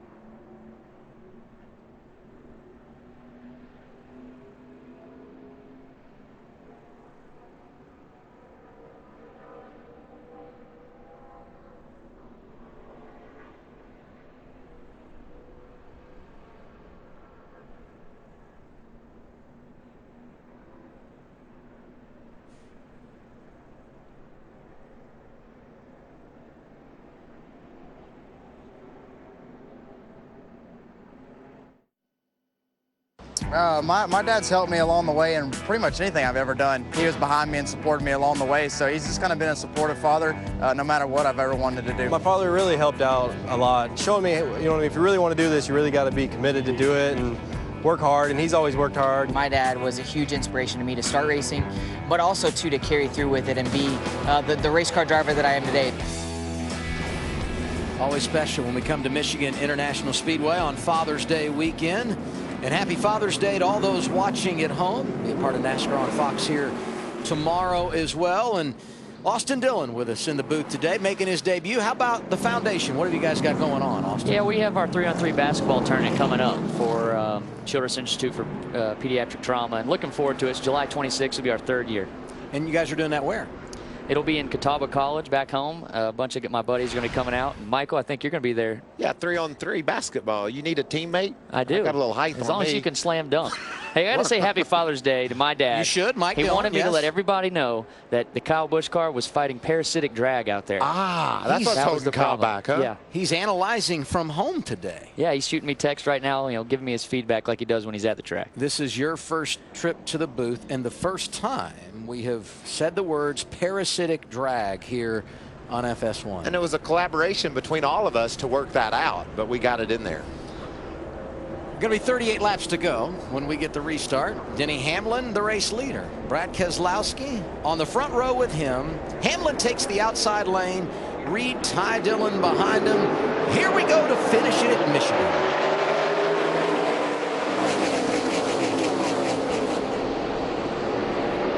How about little brother with a nice break on the restart? He's going to pull up to the second spot. Love seeing that 3-car make moves like that. He does a really good job on restarts. I'm going to have to learn from him. And a lot of these guys got 2 tires, maybe no tires in some cases because they had pitted at lap 58.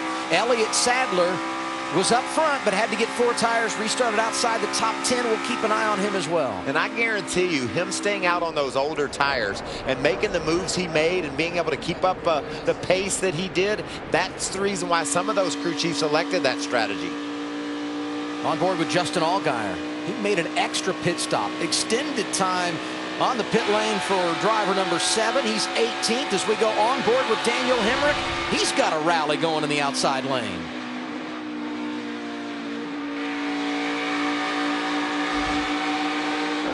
Here you see William Byron. He had a great restart, really low on the racetrack, making moves. You can see how well that 9 car is running. He pulls alongside and is going to pass Cole Custer. That's a race for the 4th spot. There's a good shot of the future of NASCAR. Byron, Custer, and here comes the veteran on board with Paul Menard. What a battle, 3 wide down the front stretch. That's one of the coolest things about Michigan. You get battles all the way down the front stretch and the back stretch, 3 and 4 wide. There's another one just like you talked about, Austin. Tyler Reddick down on the bottom trying to take a spot away from Kyle Busch. And keep your wound up there. You're fine. You're clear again. You got momentum on the 42. So watch that 62 backing up there. All clear here. That's Kyle Busch just out the front windshield of Daniel Hemrick. That was Hemrick's spotter giving him a little bit of information about what was going on down below him. Battle for second here with the 3 and the 22. Side corner. Side. You're clear. You're clear. If I know anything, I know my brother, and he's not going to give up that spot easily. He fights hard for every position out there on the track. Well, and he made a nice run on Denny Hamlin, and I think I saw the front end kind of push out toward the upper part of the groove, maybe a little bit tight when he got behind Hamlin, and he hasn't been able to recover since. What a day for Ty Dillon, showing a lot of speed, Jamie. Well, he started his day 17th, and he just sounded so down and out about the lack of speed in this car. Well, this is one of the best races we've seen as the 22 ducks to the inside of Ty Dillon. But Ty, as you mentioned, still looking for his first top 5 on the year. They made an air pressure adjustment and took right side tires to help that tightness of the 3. Falls to 3rd in that exchange with Brad Keselowski. Here's Cole Custer under attack from Brennan Poole. This for 6th. Behind him, Brandon Jones, who's in the top 10 after clipping the wall earlier. There's Matt Tifft. We talked about 3 out of the last 4 races. He's finished up in the top 10. Look at the big push. Kyle Busch is going to get Brendan Gaughan down on the bottom. 3 wide on the back straightaway. What momentum into the corner. Awesome racing right there. It is a pack.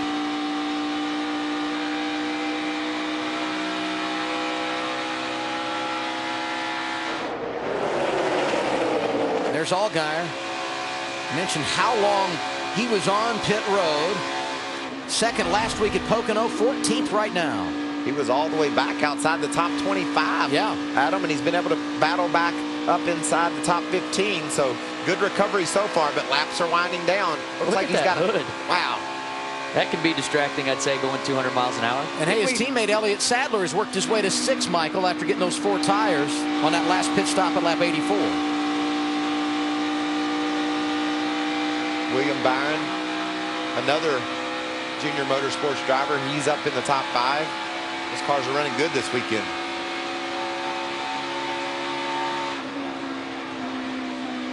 Toyota, Ford, and Chevy, 1, 2, 3. That's what it's all about. And the Chevy of William Byron looking for another top 5. The rookie's been impressive, Chris. He has been, but he has made some mistakes on pit lane today. His first pit stop didn't pull in straight enough. Lost a couple spots on that first stop. Lost another 3 on this last stop. He was supposed to go on the jack. He didn't go. Just some miscommunication there. But he has had a good car all day. They have really not done too many adjustments on that car. So working his way back towards the front. We talk a lot about the rookie points, but William Byron comes in 3rd overall behind his teammates Justin Allgaier and Elliott Sadler. Doing some great things in 2017, moving over to junior motorsports after that successful rookie campaign, driving for Kyle Busch last season in the Camping World Truck Series. You got to tip your hat to Dale Jr. for the organization he's building. 1, 2, 3 in the points, and cars here this weekend that can win this race. We see a lot of speed right now from Byron and Sadler. I know the tire fall off hasn't been great today, but virtually everyone that pitted at lap 84 got 2 tires except for Sadler, who just had to get 4 because it had been so long since he made a pit stop. 30 laps to go. Do Sadler's 4 tires pay off at some point on this run to gain some positions late? I think they do. I love 4 tires in a long run. It's just going to overcome the heat. Everything's going to help out as the run goes on. The one car should be able to gain some more spots here. Just think what we've seen so far today, Adam. As the laps wear down, the fresher tires have been able to overcome the guys that have stayed out on 2 tires. And even Elliott Sadler, when he stayed out on the older ones, eventually lost the lead to Keselowski. So as the laps wind down, the further they go, the more of an advantage Elliott Sadler will have. You're carrying so much speed through the corner here. It's just better to have the better tire wear come to the end of the race. He's starting to run those guys down in front of him just a bit. Last time around, a little bit slower than William Byron, who's in front of him on track in 5th. And Kyle Busch also got 4 tires when he came down to lap 84. But I think at some point you cross the threshold of what they can finish on today. That car is beat up, and they're probably not going to do much better than where they are right now. But this guy's thinking a lot more than what he's got right now. Made that strategy call. Great call by the team to pick up a playoff point, and then got that opportune caution, and now racing up toward the top 5. Everything has gone right for Elliott Sadler today. Teammates for 3rd. Ty Dillon in the 3, on board with Paul Menard in the 2. This a half a second in front of 5th place William Byron. It's nice to be able to sit and see this 2-car run well. You know, it's the car I run most of the time here in the Xfinity Series. And Randall, a new crew chief coming to that team, he's doing a good job with Paul. He's adapted great over there. I mean, he had you at Charlotte in position to win. Not easy to transfer from one garage to the next. He's handled it well. He's done a great job. See Daniel Hemrick, he's in a tight pack there. That's teammate Brennan Gaughan just ahead. He's trying to grab that spot away. Matt Tiff back in the top 10. He's in the 10th spot. How frustrating is that as a driver, just to not be able to get that gas all the way down, just having to work that throttle? Both these cars look loose. You know, I've noticed it. Both RCR teammates are racing each other at 2 different points on the track, and it doesn't look like they can just get to the gas where they want to. And the traffic is definitely an issue for the 21 right there. There you see the numbers for RCR. All 5 cars in the top 13. That's impressive, and I got to believe as good as we've seen across the board all season long, Austin. Yeah, we've been working extremely hard on our Xfinity program. We haven't had the speed that we've wanted to see, but this is good to just get a finish for all 5 cars. We've wrecked a lot of race cars this year also, so to have them all in the top 13 right now, it's got to be good for Richard Childress. Big run off turn 2 by Paul Menard. Looked like maybe Ty slipped up the racetrack a little bit. Had to roll off the gas. And look at Byron right down on the bottom of the racetrack. Not too far behind him, Elliott Sadler. There goes Byron around Ty. Put him into 4th. There's Sadler in the blue and white, number 1. 25 laps to go here at Michigan. Denny Hamlin leading this thing, looking for his 2nd victory at MIS. Got the checkered flag for Joe Gibbs Racing in 2007. First ever win for the coach at this place in the Xfinity Series. Brad Keselowski 2.5 laps back. Brad won stage 1 today. Paul Menard, William Byron, Ty Dillon the top 5. Then it's Elliott Sadler in 6th. He won stage 2. And Brendan Gaughan looking for top 10s in consecutive weeks, Matt. Played strategy, stayed out, scored those points in that stage 2.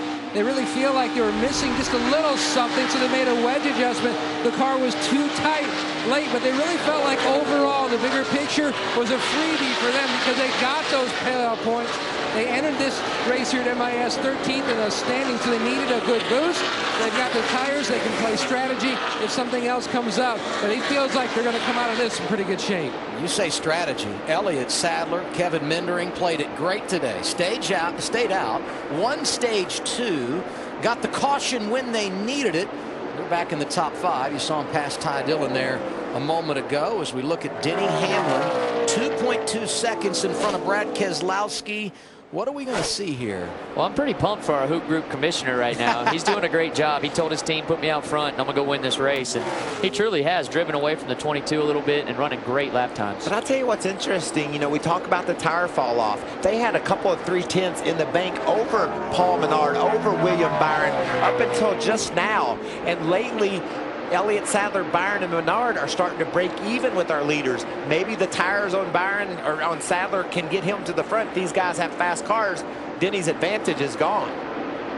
Once he got out front, though, he's been unstoppable, Jamie. He really has been so calm, cool, and collected. Great car, too. And, you know, Denny doesn't run many Xfinity races. This is just the third one this year. So I asked him what the key is to getting this car dialed in. He said, we need to get the steering box as close to my Cup car as possible. If we can do that, I think I can win the race. So obviously they've done that, going around some lap traffic. They made the right adjustments. Chris Gabehart with the call and the right tires got him there. We'll see if he can get to victory lane for the first time in over a year. It's funny that Jamie picked up on the steering box comment, because I talked to Denny yesterday afternoon. He said, we made an adjustment to the steering in our car. We're going to be tough tomorrow. I think I can win the race, and it's showing right now. He knew what he was talking about. And this team's been strong in 2017. 2 victories with Eric Jones behind the wheel. Went back-to-back at Texas Motor Speedway and Bristol. Here's Daniel Hemrick trying to get back to the top 10 inside of veteran teammate Brendan Gaughan.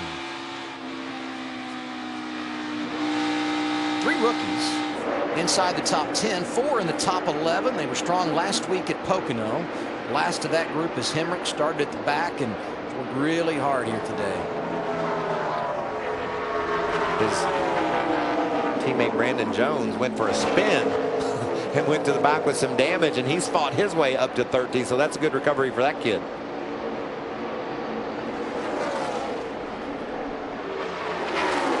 Byron looking for another spot. Racing with Menard, and Elliott Sadler closing in as well. Yeah, the 9 and the 1 are clicking off some fast lap times right now. If anybody's got a shot, those 2 have got some really good speed in their cars right now. And just think, if the caution... Nothing out back, still there, top, quarter, clear, half back, smooth to your entry. Caution flies late, you know, then you really got a story. But I'm not too sure that Paul Menard, Elliott Sadler, and William Byron can't run down Denny Hamlin and Brad Keselowski. They've got some fast cars right now. And we're watching the advantage for Hamlin fluctuate anywhere from 2.5 seconds. How difficult is it to manage lap traffic here at Michigan?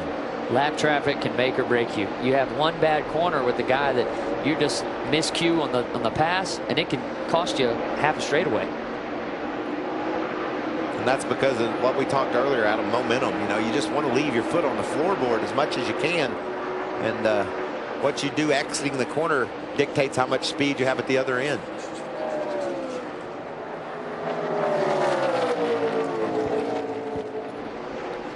$18 laps to go as Denny Hamlin takes it down into the corner. He's in front of Brad Keselowski and William Byron, Paul Menard, Elliott Sadler, the top 5, and Kyle Busch hanging right there in 9th, Jamie. Unbelievable. He's worked his way into the top 10. You know, he's working with a new crew chief for him in the Xfinity Series, Eric Phillips. Eric worked with Kyle as his crew chief in the Truck Series for KBM in 2014, but they haven't been together in a while. So on that last stop, they made a wedge adjustment. Well, Kyle said we shouldn't have made the wedge adjustment. Eric said, that's right. I know what you like and what you don't. We just need to get back together. So the next race, they're already thinking ahead. And when they were together in 2014, their last race, the season finale at Homestead, when Kyle clinched the Owners' Championship for his truck team. But on the same night, Darrell Wallace Jr. won the race down there at Homestead. It was a big, big night in South Florida for KBM. What about Justin Allgaier? Took over the points lead after last week's race at Pocono. Bit of a struggle for driver 7 today, Chris. Yeah, it has been. And you can see the hood is a little bit more pinned down right now, but in traffic, that hood was bouncing around quite a bit. I checked with the team, and the support structure underneath that hood is broken. There's nothing they can do about it in the race, but when Justin said he's near traffic and that hood is bouncing around, he's definitely got some parasitic drag in that car. It's slowing him down on the straightaways. Is that our 4th parasitic drag mention of the day? It is. Well, that just means that car isn't cutting through the atmosphere like it should. And anytime you're running 200 miles an hour and your car isn't shaped properly, we've seen it with Kyle Busch, the damage he got to his car, and now with Justin Allgaier.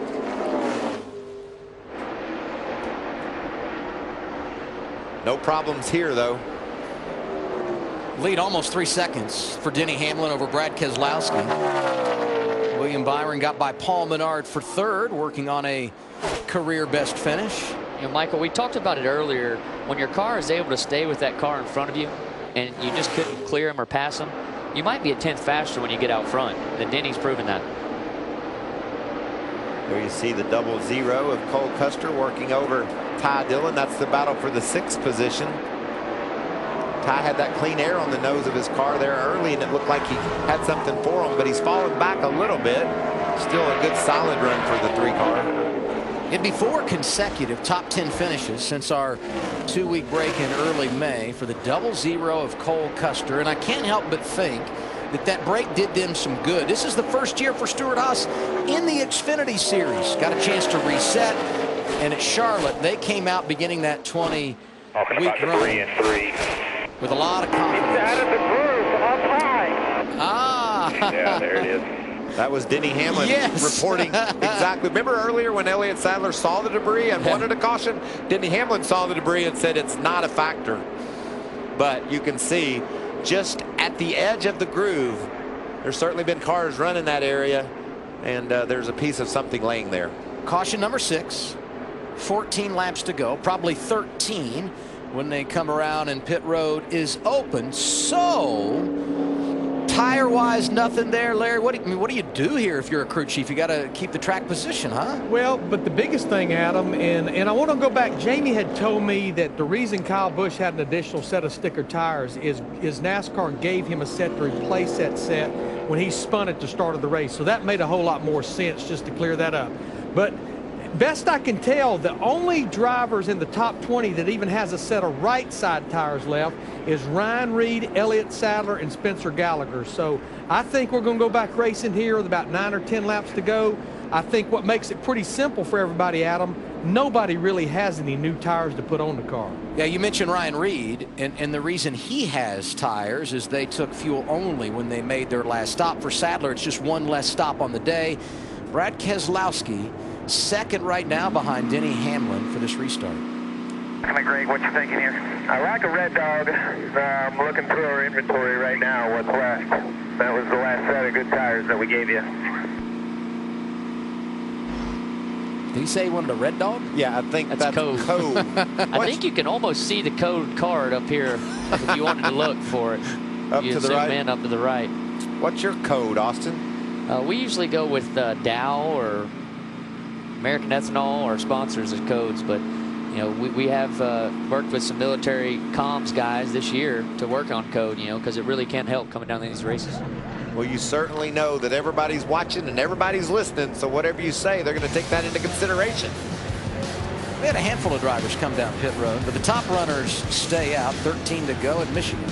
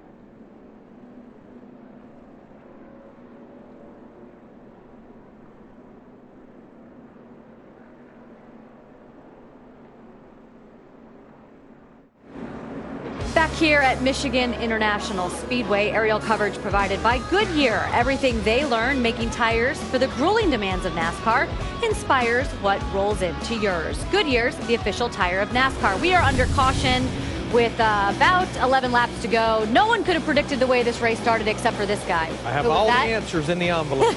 And this is how it started. We had Kyle Busch and Brad Keselowski, two rivals, getting tangled up early. Yeah, Kyle Busch goes through the infield. A lot of damage to that 18 car. They have been fighting and clawing, and they've stayed on the lead lap. In fact, they're inside the top 10 right now, Shannon. Well, of course they are. It's Kyle Busch. Brad Keselowski, who won last week at Pocono, he would win stage 1 here. And then when we started stage 2, there was a multi-car pileup.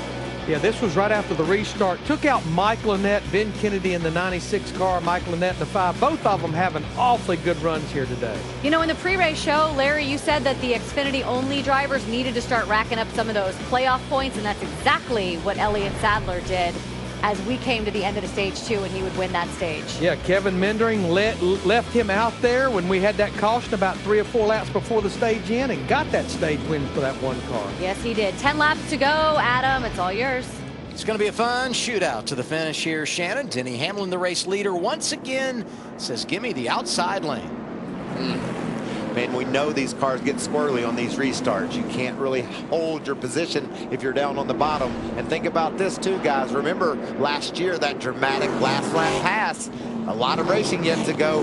And I'm telling you, Byron, Menard, and Sadler have faster lap times recently than Hamlin and Keselowski. I know that air out front's important, but these guys have fast hot rods. And that second lane's going to be important on this restart. Who gets connected fastest and gets out to the lead. And I'm going to bet that this isn't the last caution we see before the end. To that point, remember the start of this race? There was a Gibbs car in the outside lane and Brad Keselowski on the inside, and they got together. It's all on the line here. And the pass for the win came in the final 10 laps and 6 of the last 8 races here. Going to be 9 to go when we get the green flag. Hamlin, Keselowski, row 1. Byron, Menard, row 2. Then it's Sadler and Ty Dillon. Custer and Poole, Kyle Busch, Matt Tifft, your top 10. Denny Hamlin would be his first win of the year for Brad Keselowski. 2 consecutive weeks after getting the victory last week at Pocono. Nice start by Hamlin, but a big push by William Byron. Could be the push to the win. He's not done yet. Keselowski out front. Byron looking to the inside off of turn 2.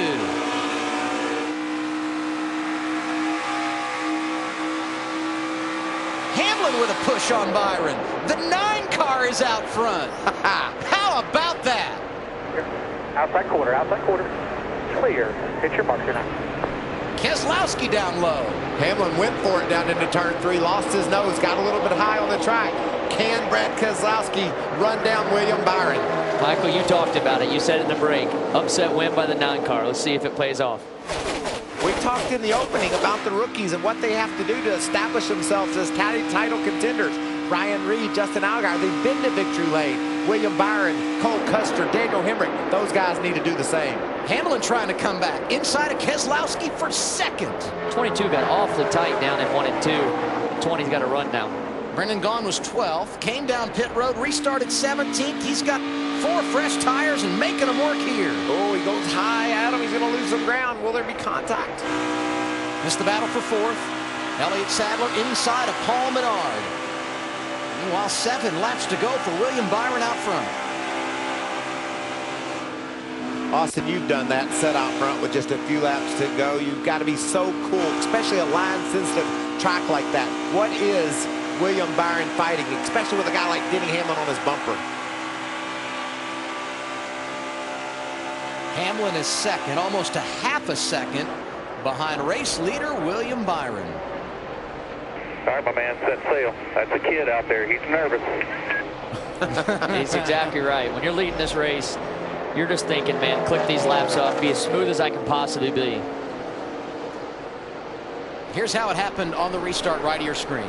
We talked about inexperience at the beginning of the race. This looked like veteran experience from William Byron. What a heck of a push he gave the 22. Set him up for a pass down the backstretch and gets a run to the lead. And he's not done. He gets to the inside of Keselowski, and this is a choice Denny Hamlin has to make. Maybe he thinks the car that he could beat would be the 9. So instead of getting behind the 22, in behind the 9 gives him the push to the lead. Shoves him out front right here, and I think Denny's going, I'm going for the lead right here. He gets into turn 3 a little too hard and washes up the track. Well, we got a spin here. Hold your brakes, hold your brakes. Caution is out. Caution is out. Oh, the same instance here. Denny said earlier he was out. Get it rolling if you can.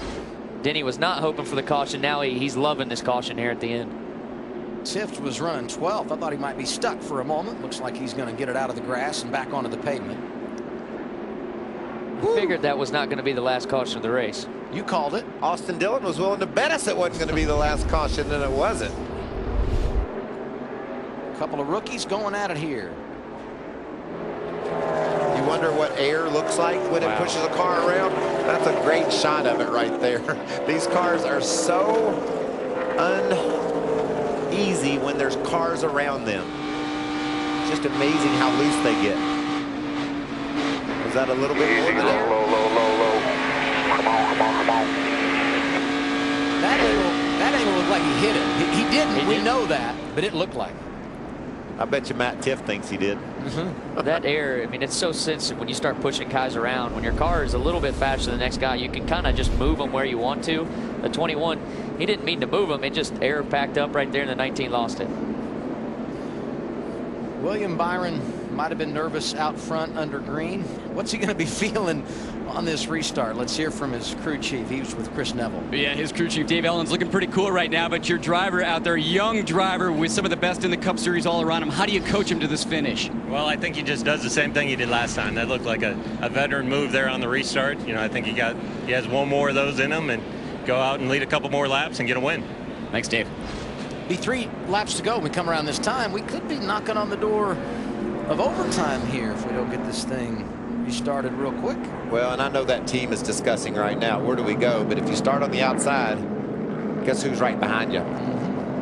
Teammate. That's good, huh? Yeah, that's a great break for that organization. Will William Byron pick the high groove and hopefully get that big push from the experienced veteran Elliott Sadler? And traditionally, Elliott is a very good pusher when it comes to down to the end of these restarts. And how about this restart, guys? We're going to have a couple of Cup veterans and a couple of Xfinity regulars going at it, and I think they're going to be lined up nose to tail. Who will get the best? William Byron won 7 times a year ago as a rookie in the Camping World Truck Series. How does that experience help in situations like this? Well, he knows he can win. You can always rely on that. You've done it before. You've made it to victory lane, but it's a whole nother level now. You're in the Xfinity Series, and it's right there. Can I go get it? He's got to go make it happen right here. 3 laps to go for the Xfinity Series. It's going to be a great finish today. More of the same here tomorrow. The Monster Energy Series heads to Michigan International Speedway. Which driver will outlast the competition and take the checkered flag on the fastest track on the circuit? Find out tomorrow. Coverage starts at 2 p.m. Eastern on FS1. Going to be fun to watch NASCAR's best. We'll see you tomorrow, 2 p.m. Eastern time on FS1. Going to get the restart here with 2 laps to go. William Byron in the outside lane looking for his first career victory. Well, we got the one behind us, who's the best pusher in the world, so should be good. At 10-4. You motivated me or you? Both. He sounds confident. Yeah. He has to love what he sees when he looks in his mirror. He knows he's going to get a push, but he also knows that when they get to turn 1, Elliott Sadler will try to pass him as well. 2 drivers picked up their first career victory at Michigan. Ryan Newman in 01 and Daniel Suarez last year, who went on to get the championship. What about our drivers only broadcast last week from Pocono? We had a last lap pass. Kevin Harvick got to call it. Will that happen here again this week? It happened a year ago here. Can it happen again today? Outside lane to Byron, inside lane to Hamlin. Keselowski and Sadler on row 2. Then it's Menard and Dillon, the teammates from Richard Childress Racing. 2 laps away from career win number 1. Let's see what this second row does. I really think it dictates the ending of this race. Contact. Big push from Brad, that inside lane for Denny Hamlin. The 1 is now connected to the 9. 9 Is got it a gonna be little loose enough? there. William Byron chases down the hill. Huge rally in the outside lane. William Byron leading at Michigan.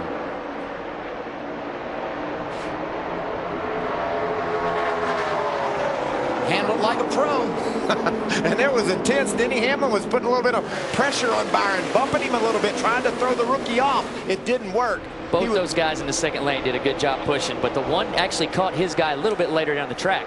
1 lap to go. Sponsored by Credit One Bank.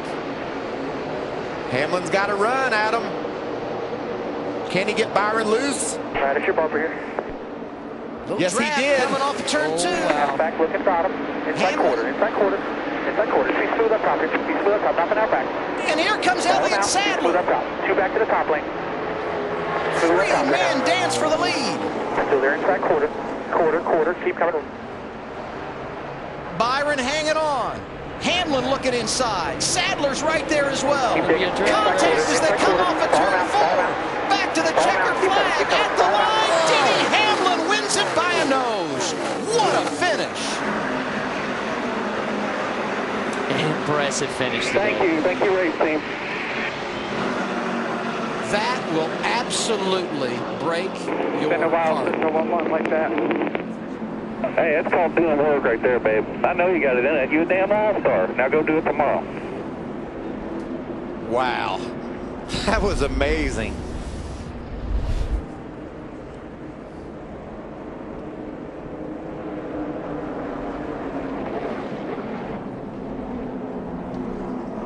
Closest finish ever at Michigan International Speedway in the Xfinity Series. Just a perfect job of driving by Denny Hamlin. He put the pressure on William Byron. He got him a little bit loose off turn 2, and Byron hung in there tough. Denny did everything exactly right. William Byron, a runner-up today. That was awesome, man. So close. Awesome job today, guys. Get there, guys. We'll get there. Awesome job. Well, I like that comment. I like that his head was up. He almost beat 2 of the best in all of NASCAR. Come up just a couple of feet short. Watch this last lap. He comes down here to suck down on his door to get that run to the finish. It's just a little too late right here at the end. And look at Sadler coming. He tries to dive in there and take that position away. But Hamlin gave up the entry a bit, I think, there, He did. Austin. He gave up the entry to get that run on exit of 4 here. Watch the 9 chase the 20 all the way down the track, doing everything he can to get back to the start-finish line. And he got there just a little bit too late. He didn't win it, but he proved today he belongs. William Byron, second, his best career finish, behind Denny Hamlin, who burns it down, career win number 16, second in the Irish Hills.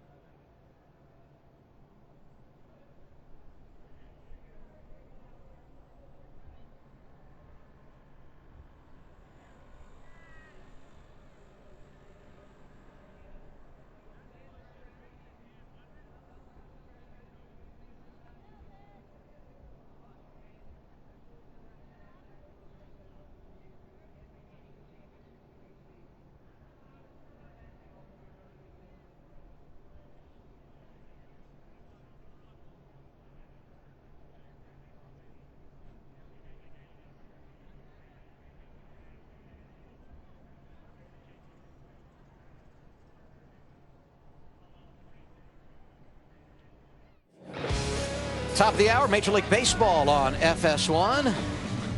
Miguel Cabrera and the Tigers get Tampa Bay just down I-94. It's next following NASCAR from Michigan, where Denny Hamlin is a winner for the 16th time in his Xfinity Series career. Second straight victory for him with a last lap pass. That is incredible. I think that pass was set up coming off turn 4, coming to get the white. We saw that huge run by Denny down into turn 1, and he took advantage of that. It takes a lot of veteran moxie to back up your corner. Let him get that entry and get him on exit. Heartbreak for William Byron, who lost today by 12 1/1000ths of a second, closest finish here ever. Let's hear from the guy that got the checkered flag, Denny Hamlin.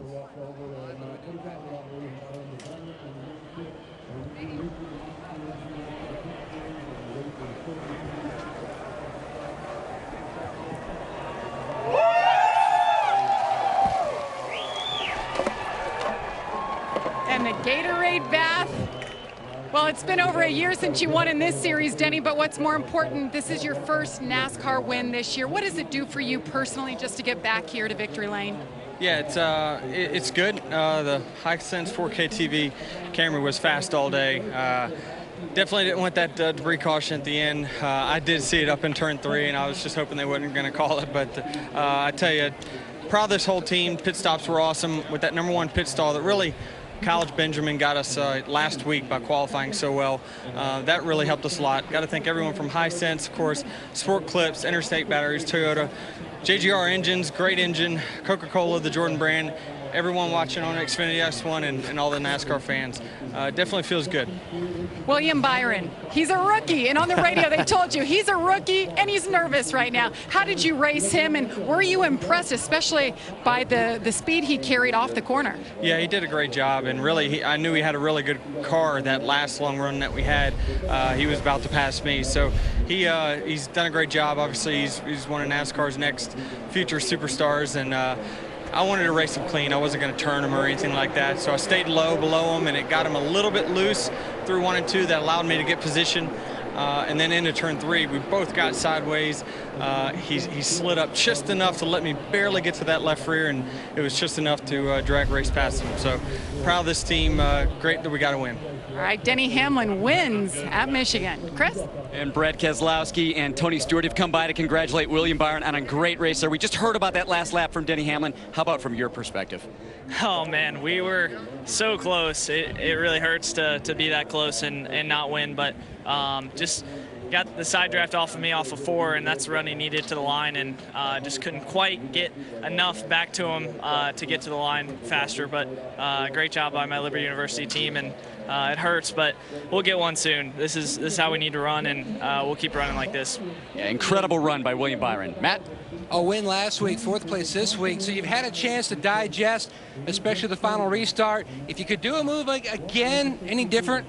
Yeah, I think Denny was probably the class of the field there at the end. I just couldn't quite get the back underneath the discount tire for it, so that was a bummer for sure. But yeah, the next to last restart, I thought I had the 9 cleared, and he just got a big, pull. I don't know if he was getting pushed from behind and got up beside me and pulled the side draft. And then Denny got behind. It would have been okay if it was just him, but the two of them together, I couldn't defend it. So, it was a good run all in all, and a lot to be learned, a lot to be proud of. Thanks. Adam?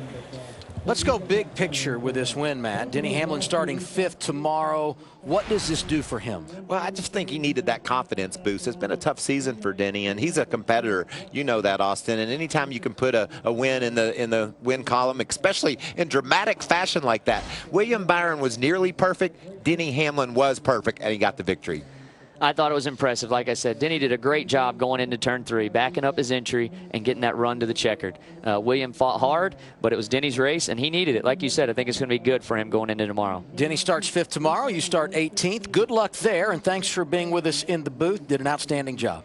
Thanks. I had a blast, and Michael, you beat on my shoulder so hard today. I love this stuff, man. I hope we'll be fine tomorrow. We'll see you on Race Hub again soon. Shannon? Thanks so much, Adam. At the end of this race, you see Elliott Sadler walk up to William Byron. You see him talk him through that last lap, give him a lot of credit. I mean, the future looks really bright, not just for Byron, but for a lot of these young guys in this series. Yeah, we talked about it in our pre-race, Shannon. When you look at these rookies with William Byron, Cole Custer, Daniel Hemrick, Matt Tiff, I mean, I think our future is very, very bright. And you just think about these 13 races. I know there's Iowa next week. 10 different winners, started over 4 months ago. Ryan Reed winning at Daytona, and it comes down to this race where basically Elliott Sadler wins by 15 1/1000ths of a second. Yeah, and you did say that some of the Xfinity-only guys had to start racking up some playoff points, and we saw Elliott Sadler do that, and he took over the lead again, 21 points over Elliott Sadler, so it really looks like the rest of the season is going to be bright. And there you see 4 of our rookies in the top 10 in points, halfway to the playoffs, 13 down, 13 to go. Okay, so we will be back for Iowa next week, but all of us as a family will not be together, as you guys will be in Sonoma. So for everyone here at Fox Sports Xfinity Series broadcast, we'd like to say thank you for letting us join your family every single week. Now let's head to our Major League Baseball and FS1 studios in Los Angeles. This copyrighted telecast may not be reproduced, retransmitted, or used in any form without the authorized written consent of NASCAR Broadcasting. NASCAR would like to thank all of our fans for your support, and we hope you enjoyed today's broadcast.